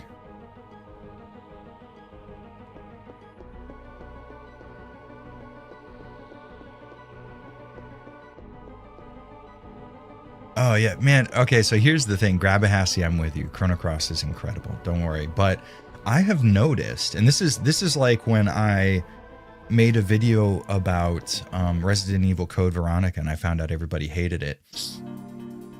I have recently, and by recently I mean in the last like 6 or 7 years, found out that Code Veronica is pretty well hated in the RPG scene. And that fucking blows me away because that's one of my favorite RPGs. I mean, it has its flaws for sure, and its story could be a lot less esoteric and more straightforward in terms of how it's told. But like, fuck, man, it's Chrono Cross. Like, how do you even... I don't know, dude. That's fucking tough. I don't understand how people don't like it. Code Veronica RPG. No, I was talking about how people hate Code Veronica, but in the RPG scene, Chrono Cross is seen. Oh, did I say Code Veronica instead of Chrono Cross? Maybe that's it.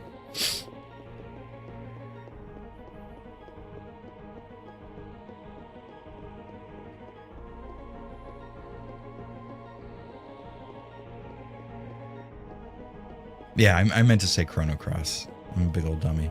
Yeah, for some reason, people in the RPG scene really hate Chrono Cross, which I found to be very surprising. I was not aware. I think because when I played that game a million times in a row, it was when I was in high school, and I was sort of separated from the average gamer opinion on a video game. And I didn't talk to a lot of people about Chrono Cross like at school. So I just always loved it, and I assumed everybody else just felt the same way that I did.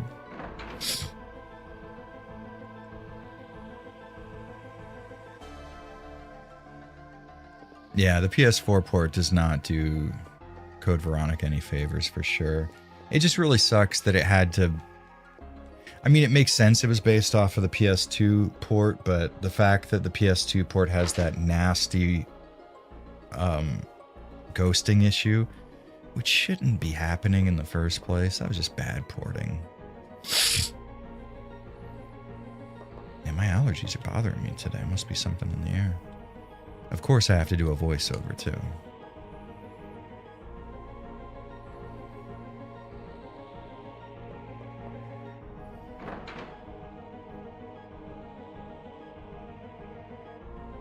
Yeah, Snap Rai. I'm in the same boat as you. Chrono Cross to me, it was just so fun. It was so unique, so interesting.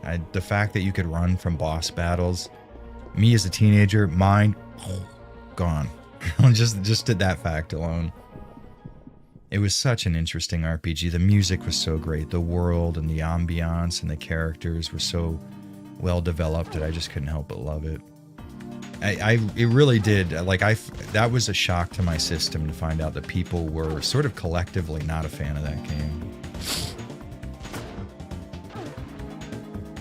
Felt like a Suikoden game. That is true. There's definitely a lot of overlap in terms of how many characters you can collect and the sort of ambiguously vague conditions you would need to complete to collect some of them. Pictionary on the NES. Bangin' OST? Alright. I'm gonna have to take your word for that one. I don't know that I'm familiar with that game at all.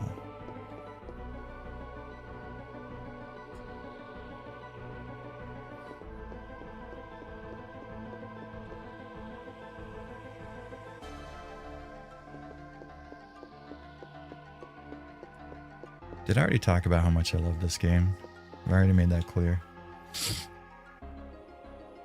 Oh, Legend of Mana. Whew. You know, Legend of Mana, this has nothing to do with Legend of Mana, but you saying Legend of Mana for some reason struck in me a memory of Saga Frontier 2, which I just found out has a remaster on Steam. That blows my mind. But second of all, the music in that game is so peaceful and calming to me. It's crazy. Hold on 1 second. I know me constantly sniffling is probably very annoying, so I'll try to mute it when I do.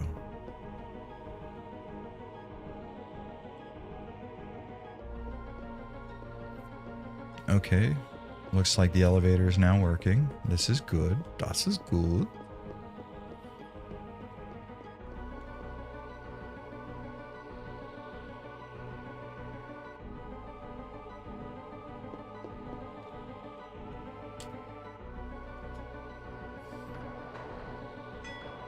Golden Sun. You know, that is a series that I loved graphically, really enjoyed the music. I really liked the intro of the first game. Could never get into it.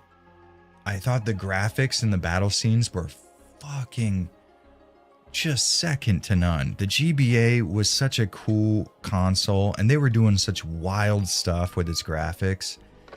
Golden Sun is just so good in terms of all of that. And this is such a weird nitpick. It's going to sound so fucking stupid. The fact that damage, like your damage indicators, the numbers for the HP you're taking away don't show up on screen, but instead in a dialogue window. I don't know what it is. I know it sounds so dumb. That fucks me so bad with that game that I can't continue to play it for long periods of time. It feels like an old wizardry game where like everything is happening in a window down below and I don't have any in the moment sort of feedback for the things I'm doing. Something about it, dude. I love the perspective of the battle screens. I love the sprite work, the animations, the sort of quasi screen blur they have going on. It's hard for me to find something negative about that game outside of the fact that damage numbers are not shown on screen. Yeah, it's that roguelike. Yeah, exactly. That it just it has that feeling for me. And I play roguelike video games like Mystery Dungeon RPGs, and they'll have that little window with everything, but I prefer it if there's, like, for example, Chocobo Dungeon has a little HP bar above the enemy's head, and you can see how much you're taking away there. In the second game, they have damage numbers, or that might be mixed around. The first game has vice versa. But either way, in the Shirin games, you'll see numbers on top of their head for your damage being done, and it's like, Man, that's what I need in my life really bad.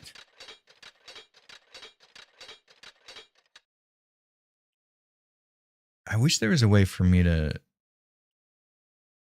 know how much junk I've already given him. How much junk out of the metaphorical trunk?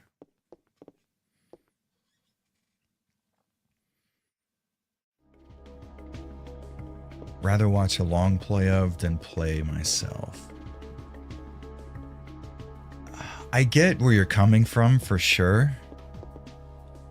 But because here, and this is my specific reasoning. If there is a game that I'm interested in playing, but I'm not so interested that I'd be willing to watch a long play, I couldn't really justify spending the time watching the long play because I would feel guilty for not having and not doing any work. So most of the time what I try to do is any game I'm interested in playing, I capture footage for, and I try to figure out a way to create content for it. Because once you start playing video games for a living, you'd be surprised how few video games you actually play. It's a very interesting oxymoronic situation.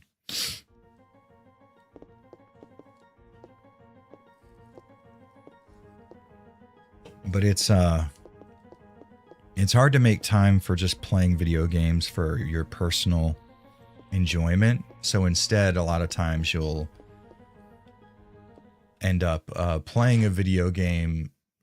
Just like if you are going to play a game, you capture footage, you take notes on it, and then you try to figure out a way that you could work a video around it. Thoughts on Okami? I didn't enjoy it quite as much as everybody else seemed to. I like the idea of it. It's very unique and interesting and sort of what's the word? Innovative with a lot of its mechanics and the way it displayed graphics. But I was not a cell shaded guy back when that was the common way to do things. And I don't find cell shading to be very attractive. I think it was practical to achieve the look a lot of people were wanting to achieve at the time. But I never found it to be a very good look. I don't think there were a lot of games. Like a lot of people's example is Zelda. The one with the ship. With the fucking... You're on the water. I've forgotten it completely. You guys know exactly what I'm talking about. The cel-shaded Zelda game.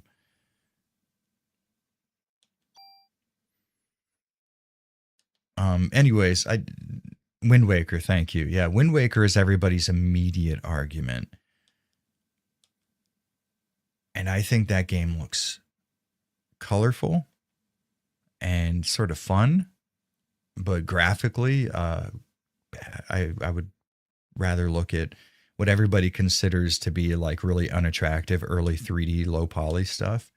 I think cell shading has a cheap look to it, and Okami and Wind Waker, despite being very colorful and utilizing a lot of really cool post-processing effects, it's not for me.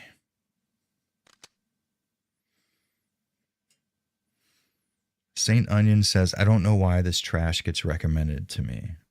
Do you watch any other really, really bad streams? Maybe that's why. Because that's what we're doing here at the moment. Hey, Chip Chap. What's going on, big man? How you doing? I can't recall seeing you talk about the FF7 remake series. What do you think of it? Any interest in part 3 next year? Resident Dr. Evil. I actually have a video talking about the 7 remake. I don't have a very positive view on it at all. I think as a video game, I can enjoy playing it. As a remake, I think it is... Daniel, you're such a badass. I think as a video game,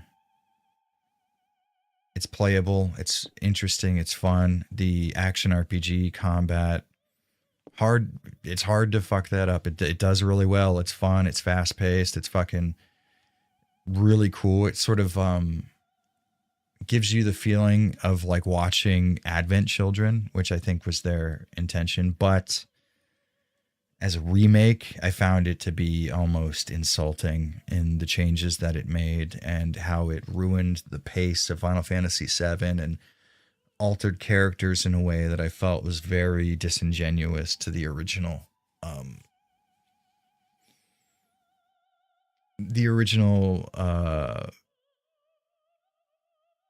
Intent of the story of those characters. I think it was a really bad idea that when the Sector 7 plate came down, that none of the major characters died, because that was a lot of what motivated Barrett, and that was a lot of what really outlined Shinra as the absolutely tyrannical, like terrible organization that it was. In the remake, Shinra is like at best utilizing questionable business practices to form a monopoly, and that's it. You know what I mean? But I think 7 is like, if you want to play it to enjoy a video game and you're not familiar with Final Fantasy 7's story, it'll probably be interesting to you.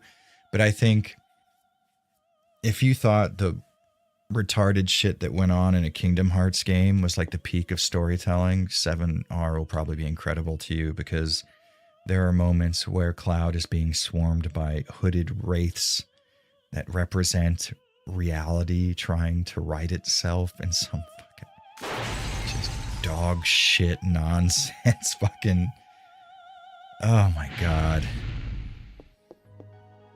7 Remake is so bad as a Final Fantasy 7. Dissidia, I don't know. I didn't like the aerial moving around of Dissidia. It felt like kind of lame to me. But to be fair, I never quite understood the mechanics of Dissidia and how they work, so I could have been just playing it wrong. I guess I missed that. I'll make sure to watch after. Yeah, no worries, man. I mean, you know, I can't expect everybody to have watched everything I've ever put out, for sure.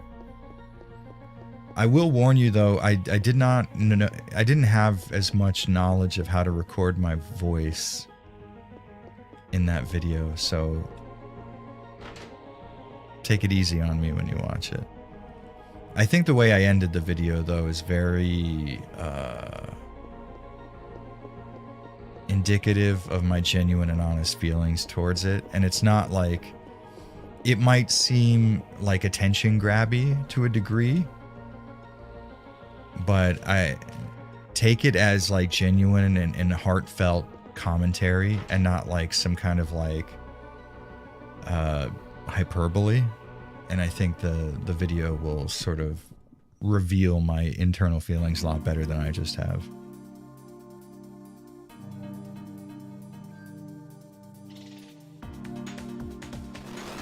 But I'll tell you this, I think this is, and I think I mentioned this in the video, I'm pretty sure. The way that I really knew that FF7 had fucked up its execution, really botched its landing, is me and my wife played it together, because her and I both are dyed-in-the-wool, lifetime fans of Final Fantasy VII. We really loved that game, and we were very hyped for 7 Remake. And I won't sugarcoat or lie to you. This is gonna sound fucking just like the gayest thing ever.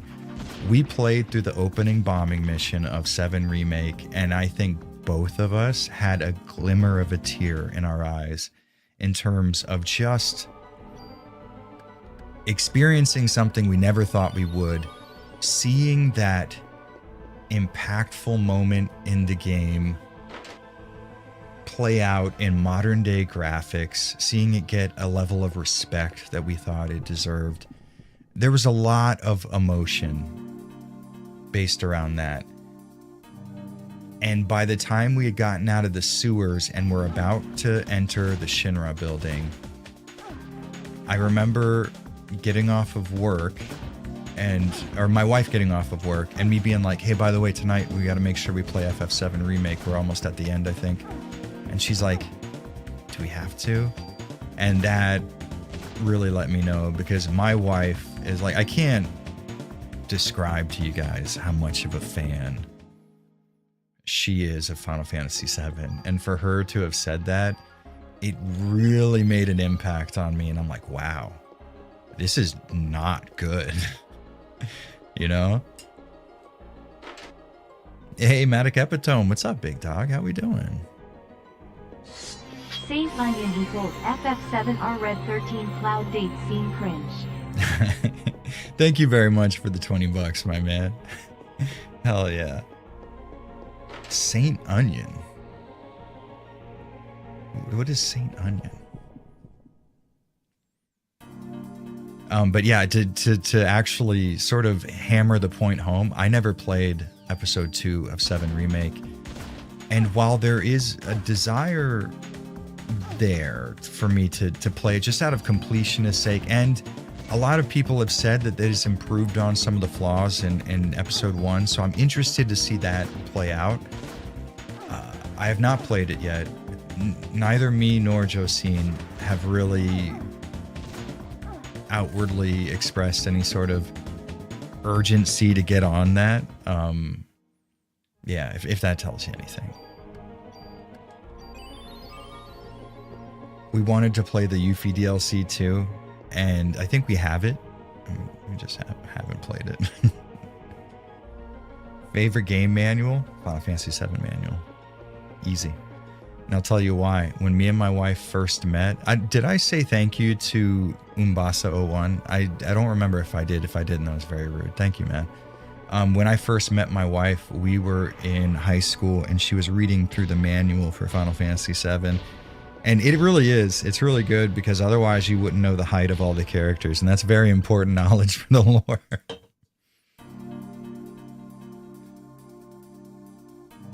Yo, Sam, what's going on, big dog? How we doing?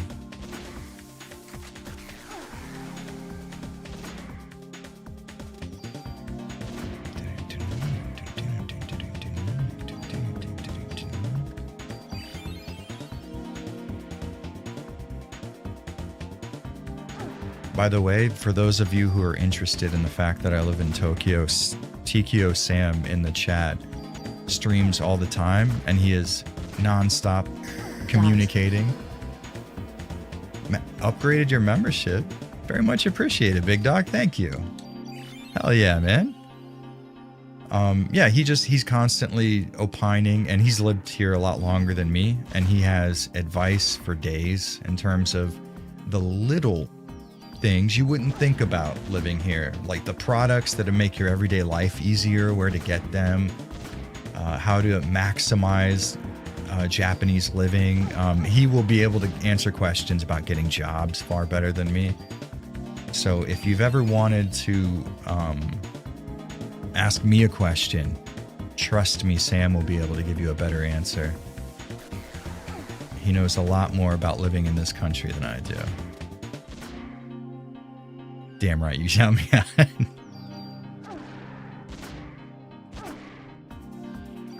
I just, I think about it all the time, because recently I've added the Daytona USA soundtrack to my writing scripts video game music playlist. And goddamn, do I miss the days of Gay Boner. For those of you that don't know about Gay Boner, maybe you never will. But there was a time in history where me and Tikio Sam could share a Gay Boner moment, and it was the coolest thing in the entire world.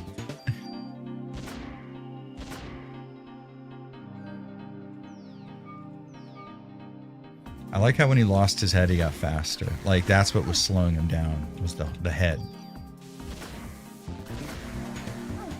Matic Epitome said, I figured with the economy and whatnot, you deserve a raise, my dude. I very, very much appreciate it, dude. Thank you.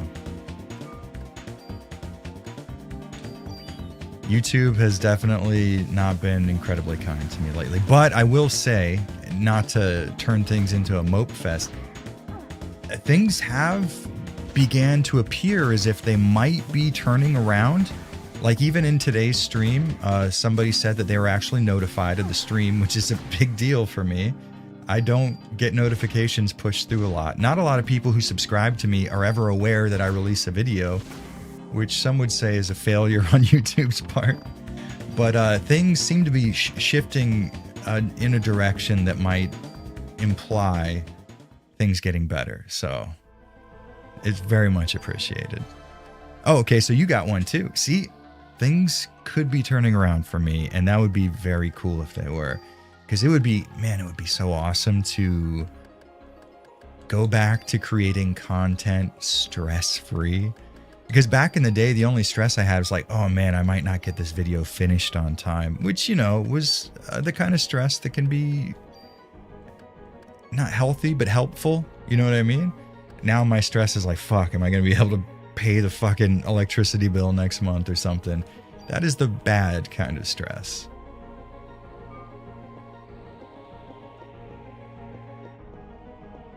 Maybe they might have let me out of the shadow ban realm. I think Aya, you could have dodged that. Please don't act like you couldn't.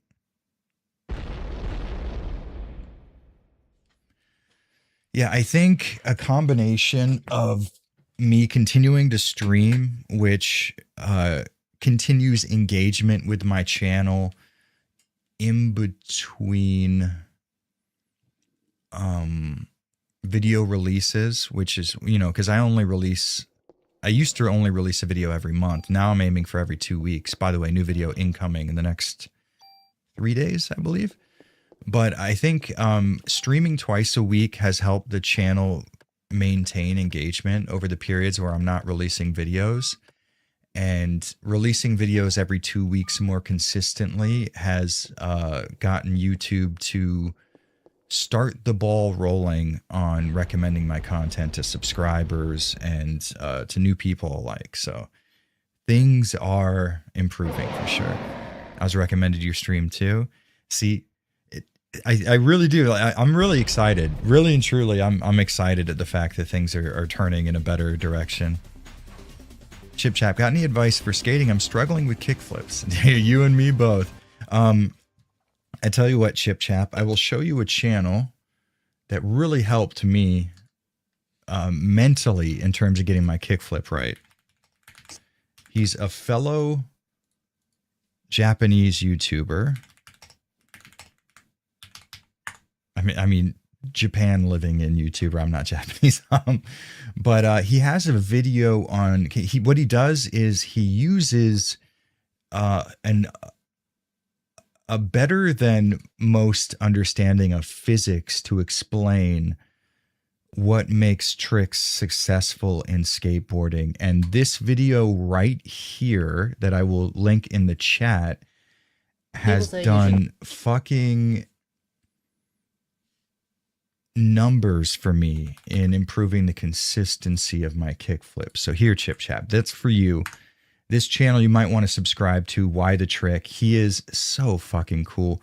But the basic idea of the video is to flick while your knee is extended and bent in the air at its highest point, because anything past that will be, as your knee is descending, it will cause you to land on that foot, which I bet you're doing, because we all do that.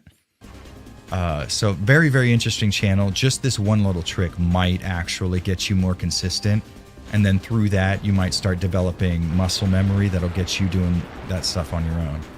Oh, wow. I took 1,000,000 points of damage immediately. That's fun. I can barely ollie like 5 centimeters off the ground. You know how to improve that? Keep ollieing every single day forever. It gets to a point where you can't even explain it to people anymore. It is just muscle memory. Muscle memory is your best friend. It's going to remain your best friend the entire time you skate.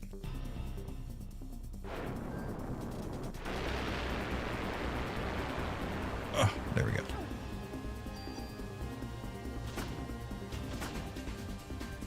Another big thing is to ensure that you try your hardest to fight the demotivating effects of frustration. Because it is so easy. I do it myself too. You just get pissed. You're like, dude, I did this yesterday. What the fuck is going on, right? But it's easy to fall into that mindset. And I cannot tell you what a difference it makes than when you fuck up to just say like, oh man, I was so close that time. I almost had it. You know what I mean? Like that, just a mindset change can make a world of difference physically, which doesn't, it's not intuitive, but it really does help. All right, go ahead and do that little fire. You think you're special, don't you? Oh, you fucking dick ass shit fucker.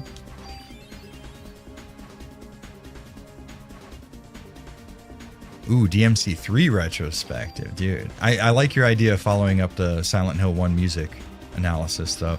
I would be interested to see your take because, in my opinion, Silent Hill 1 was a lot more raw, a lot more aggressive of a soundtrack, and Silent Hill 2 is a lot more refined in a, what would I say? In a sense of variety and execution.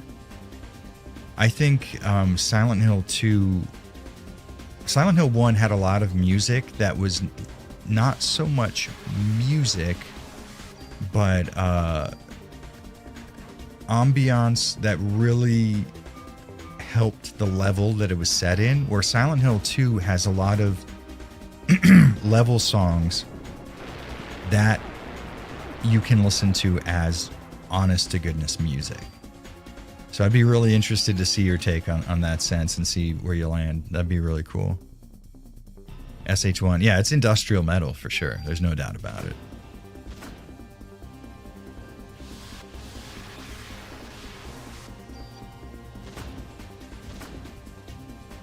I legit am trying to think of what first turned me on to your channel, and I think it was either an RE retrospective compilation or SH retrospective compilation back in 2020. Damn, dude. Yeah, I've been making content for a very long time, and it's insane to think of people having watched my videos for the amount of time that I've watched like other content creators. You know what I mean? It kind of feels like that's those type of accolades are sort of reserved for people who are higher up the food chain than me. Hey, good, I'm stuck. Ooh, guess who fucking outwitted you, my friend?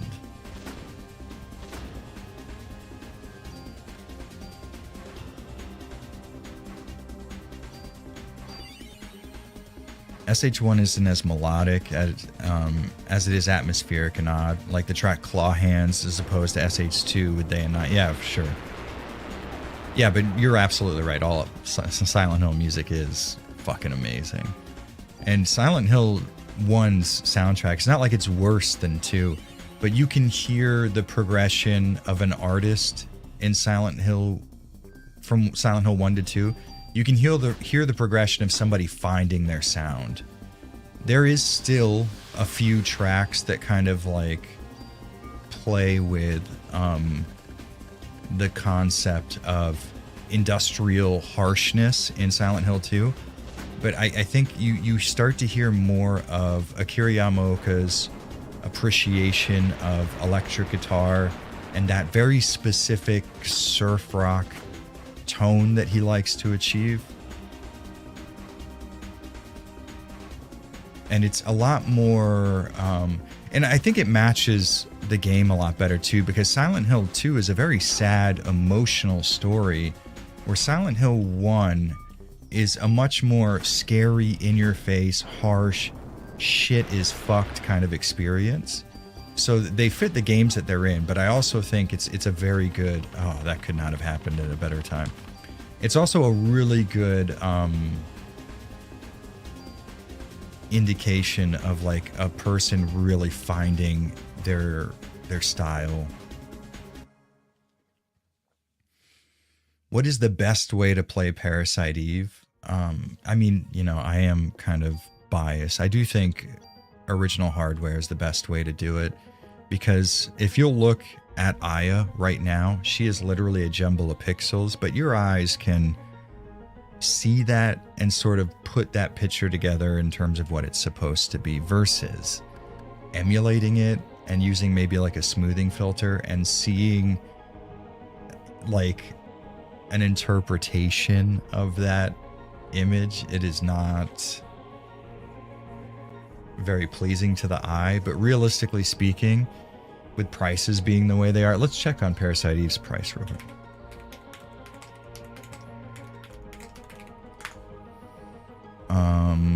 Price charting puts it at loose $49. It's an incredible game, but I don't recommend anybody pay $60 for a retro video game unless it has some kind of wild fucking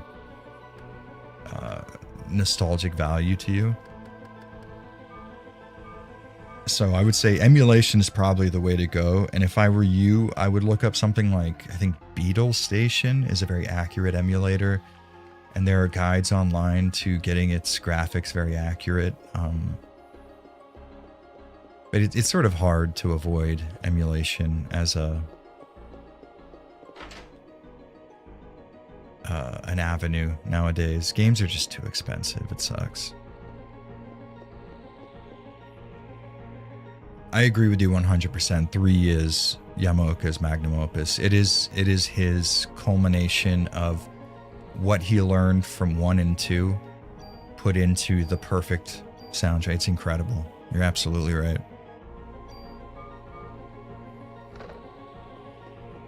My problem with FF7 Remake, especially in Rebirth, is pacing. The amount of side quests makes it fatiguing to play, but I enjoyed it as a sideways sequel to the OG.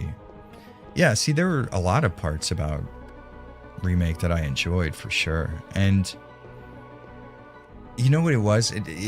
When I played the first episode of 7 Remake, I did it to myself. I engaged in all of the side quests because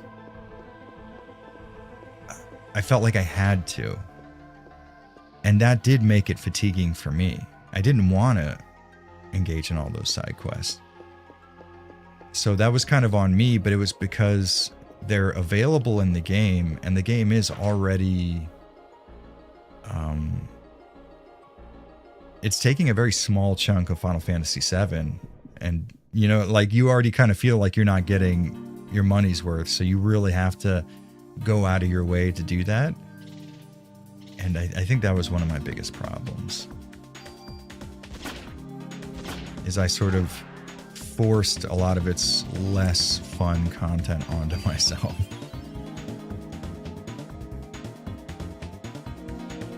My cousin pleaded with me not to engage with all the side quests and just do what I want to do. I think when I play episode 2, that's what I'm going to do, because that's what really drained me and my wife on playing it, is I was going through every bit of side content because I felt like I had to, because there was so little available in terms of content. I mean, because it's such a small portion of Final Fantasy VII, and I still felt like it didn't do a great job of making that small opening bit of FF7 feel like an entire game. But to be fair, they didn't have to do that, and you know, they could have just made Final Fantasy. I'm so fucking. You know what the worst thing about Remake coming out is? The amount of arguments that I had from people who don't understand game development saying it would have been impossible for Squaresoft to have remade the entirety of Final Fantasy VII. What? The fuck does that mean? No, it wouldn't. You know how many video games they've made? You think it would be impossible for them to make a fucking 3-disc RPG? The company known for making 3-disc RPGs? What the fuck? That's such ignorant nonsense. And then the best part is while they were remaking Final Fantasy VII, they remade Final Fantasy VII on mobile platforms. So not only was it possible for them to remake Final Fantasy VII, it was possible for them to do it concurrently with a different remake of Final Fantasy VII. That's what pissed me off the most. It's like it had to be episodic or else it wouldn't come out. It's like, no. literally Squaresoft is a publisher now. So that means they have a revenue stream while they're developing a video game. There is nothing in this world that forced them to make the game episodic except for the fact that I believe the game was okayed and was in the planning stages at the point when episodic gaming was actually popular, because it was a very short period of time. And I think most of their funding came during that period. So the whole episodic thing, because it had to be, pure cope, pure fucking cope. I will stake my life on it. I will stake my fucking life on it. They literally have passive income for when they're not currently releasing a game, not to mention the fact that every employee at Squaresoft would not have been engaged in remaking Final Fantasy VII. They have other projects they work on. They have stuff like Triangle Strategy, which is not a massive budget game and doesn't require a huge team. Bravely Default, games like that they could be making at the same time as a Final Fantasy VII remake. So the whole "it had to be that way" shit that they tried to feed the gaming public, and the fact that games journalists ate that like slop, dude, never fucking in your entire life trust a games journalist. These are people who understand video games on the most surface level way possible and have more to say about their literary degrees than they do about video games. Most games journalists use the platform as a way to advertise their IQ and not as a way to validly critique an interactive medium. And you can know that because every games journalist on planet Earth thought that it would have been impossible for Final Fantasy VII to have been remade in its entirety, which is one of the most ignorant fucking statements I've ever heard in my life. Like, if fucking Cadillac released their next car in pieces that you had to put together, and then the next fucking Automag was like, yeah, it would have been impossible for them to have made this entire car at once. Like, what? That's the most retarded thing I've ever heard in my entire life. One of the largest video game companies that, while not doing well profit-wise, still has genuinely, potentially billions of dollars to burn on projects, somehow struggled with the concept of creating a full and an entire video game. Dude, fucking blow my ass. That is the dumbest thing on planet Earth. I've always figured they saw even more dollar signs from a trilogy out of 7 than just one game and got greedy. I think there might have been an aspect to that, but here's the problem. I think you're right, because at the time they okayed the 7 remake, episodic games were making more money. But that was before the company Telltale died, and episodic gaming essentially died with them. But yeah, I agree that was their purpose, but I think their inspiration was the fact that episodic gaming was doing well. Because let's put yourself in the shoes of a CEO of a AAA video game company. Years after episodic gaming has died, you decide to make the largest project on your company's docket an episodic video game. You're about to sink tons of money into a format that has been celebrated by everyone, including games media, as being completely dead. I don't think so. There's not a fucking chance in hell that you sit on a board of CEOs and pass that to a bunch of investors. It's just flat out not possible. So I think what happened is when these conversations were taking place and initial funding was being gathered, it was during a period when episodic gaming was at its strongest. And at that point, they could not pivot development. And potentially money had already been locked down specifically for that. And, like somebody sitting in a CEO position could have been liable for usage of funds outside the stated purpose, shit like that. I think that there was a lot that was keeping them from changing it afterwards. But the idea that Squaresoft, one of the largest AAA video game developers and publishers could not have afforded to or physically have been able to remake Final Fantasy VII is cope on a level that I don't think I will ever personally be able to understand.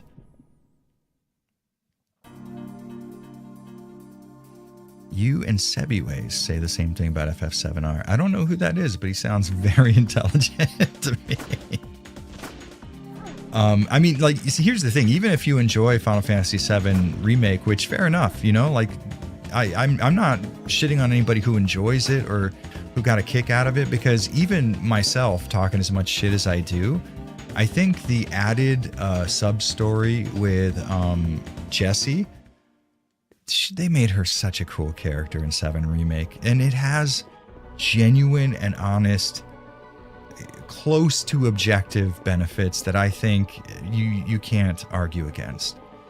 But we're talking outside the realm of subjective entertainment value and now getting into the realm of objective business management. And while Squaresoft has made some stupid business moves in its day, like putting all of their money into a Final Fantasy movie and not making it appear to be a Final Fantasy property, I don't think a person with a high school level education in any sort of business management could genuinely believe that Final Fantasy VII had no option but to be episodic. That's just pants on head retarded.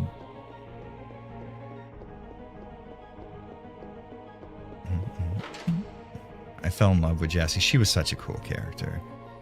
And I think they really could have capitalized on all of that work, humanizing her, giving her more of a backstory.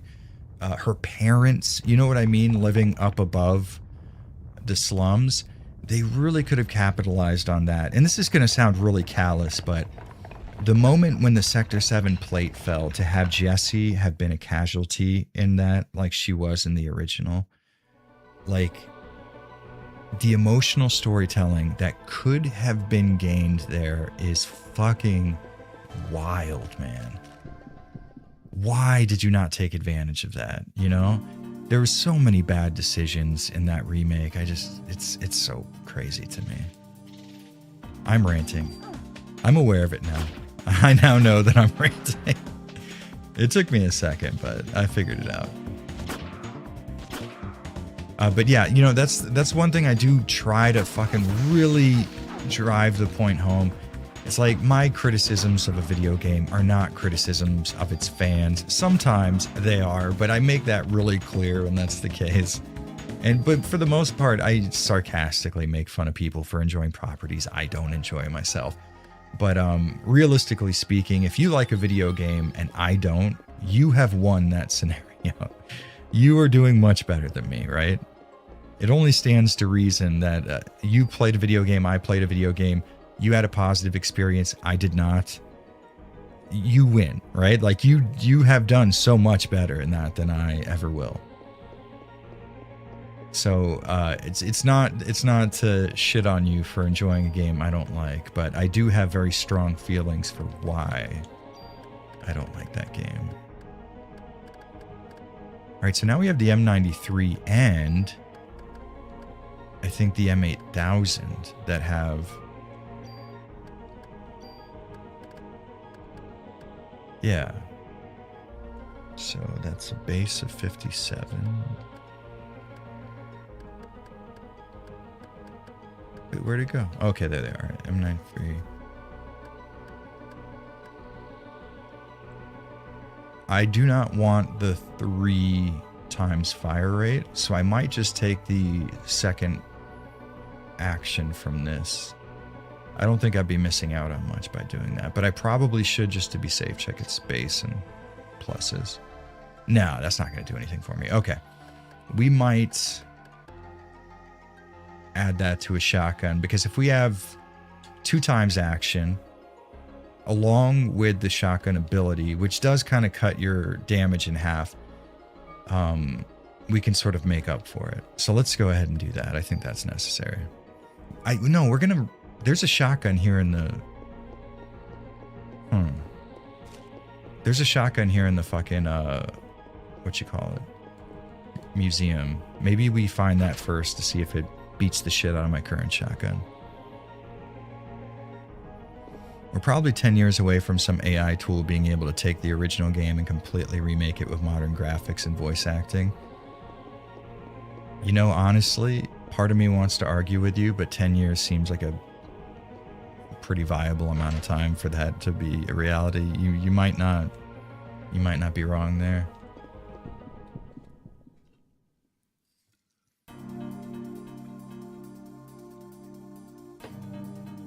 I think this is my pie in the sky, half glass full belief. With AI improving, with LLMs really getting much more efficient with interpretive assessments of things visually speaking, I think, oh fuck, I missed out on a piece of junk. I'm an idiot. I see a very positive future for AI upscaled backgrounds in pre-rendered games in the next 3 years. I see us being able to not only generate images from the pre-rendered backgrounds, but enough control over prompting to improve a lot of the issues that come with AI upscaled backgrounds, like small details. Here, if you look at this poster, there's what should look like text, but is actually just transparent pixels. And that's because of how low of a resolution this original image is. An AI would really fuck up something like that. But I think through prompting, you might be able to fix issues like that pretty soon.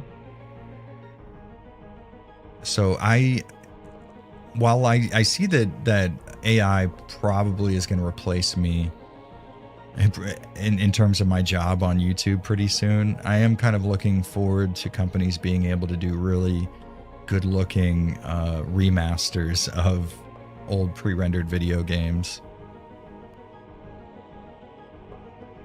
I'm glad I built a beefy PC before the Ramageddon. Dude, I have a fucking... Well, hey there, handsome. Less than 90 days until we hit the big parasocial 5 years, Browski. Whoa. So proud of you and seeing how far you've come, man.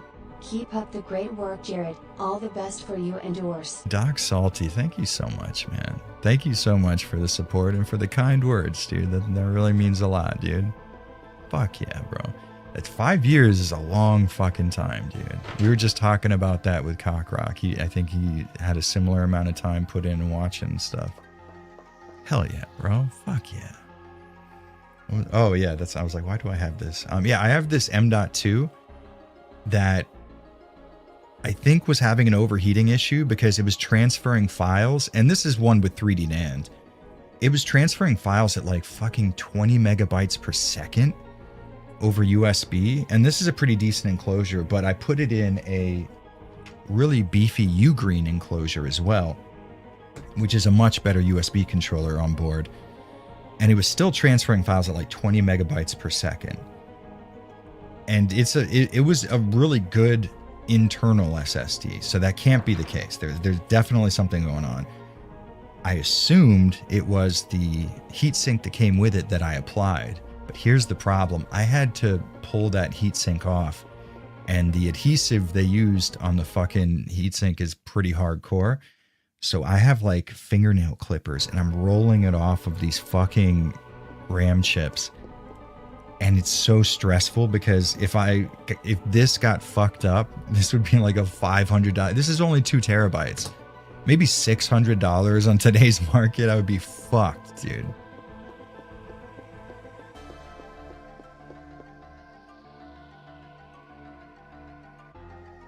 Yeah, they're out of this world, dude. RAM prices are fucking insane right now. And I was talking about this with a friend, but it's not very long until we see the same thing with the specific type of RAM that is in your GPUs as well. And since AI has already made those GPUs fucking wildly expensive, we have a pretty rotten future ahead of us. Unless America really ramps up natural resource allocation within its borders. We really don't have much of a choice outside of that. Because not to get political, but I think within the next 10 years, China will probably move on Taiwan officially. And once it does, most of the world's access to silicon and anything that goes into producing RAM modules will be cut off and put into the hands of one of the least reliable actors on planet Earth, let's say. And it kind of sucks because right now I'm in a middle ground because my PC is very functional, but it's been like 3 or 4 years since I've upgraded it as a, you know what I mean? Like it is kind of due for an upgrade in terms of content creation because like you sort of have to have a pretty decent kit of gear for things like video editing, delivering those projects, rendering them out, streaming 4K video, capturing 4K video. You know what I mean? Like you outside of just like wanting to own a 5090, which I don't, by the way. I have a 4090. I don't think I'll have enough money for a 5090 until the 6090 comes out. But there is sort of a really good purpose for a content creator to upgrade their PC, and I'm in a position where it's just almost unfeasible financially, but it is kind of not necessary, but it would make my workflow a little easier. So I'm kind of fucked in a lot of ways. Let's be real. There's a high likelihood that if the US doesn't begin domestic production / bring them over here, then we're going to be fighting to make it West Taiwan. Yeah, no, there's no joke. I mean, that's an inevitability, I believe, if things continue going the way they are. The only problem is we have had the capability to mine rare earth materials here in the US for a very long time.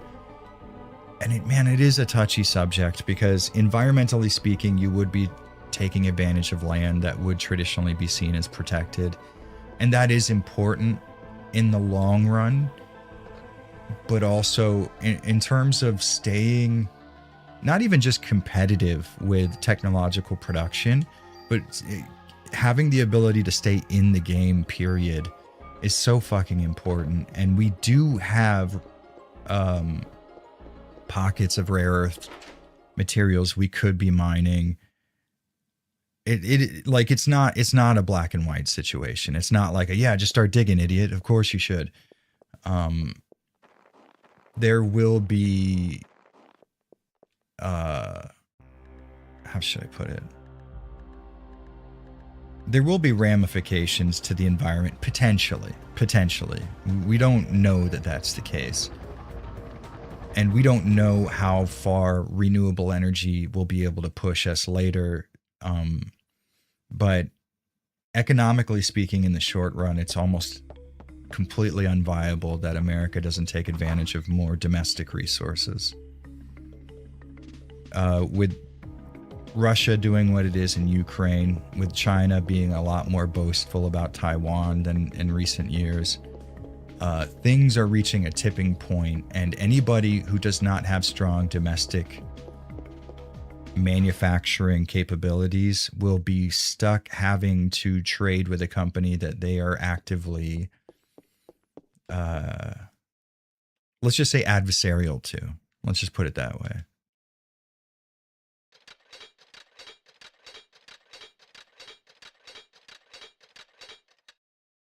A good industrial beat there. Just rent your PC over the cloud, own nothing, and be happy. Yeah, I had a buddy who used a service like that and said that it was pretty user friendly, but like the stuff you're insinuating, I don't know that I could okay that kind of shit.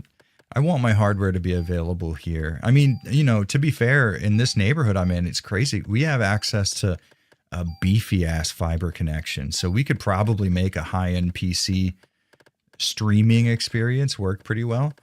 But I don't know, man. I don't want a fucking long distance VM. Damn you. You know what, guys? Since we we ended it on international politics, I think that's fitting. I'm probably gonna go ahead and grab some coffee with my wife. Maybe a peanut muffin. But I appreciate you guys hanging out with me here for a bit. Thank you to anybody who super chatted. Thank you to Matic Epitome for upping his membership. Thank you to anybody who liked the stream, by the way. If you haven't yet, that'd be dope. So it continues to show YouTube that we're here. We exist. We're queer. Get used to it. Yeah, but thank you guys so much for hanging out with me, for having a discussion, and for entertaining my international politics / FF7 analysis. It has been very fun, and I legitimately mean that. I'll see you guys tomorrow. Same bat time, same bat channel. Everybody have a good one, please. Don't drink and drive. Make wise choices. And I'm going to work out today. Maybe you should too. Maybe that's what you should do. Have a good one, guys. I will see you all later.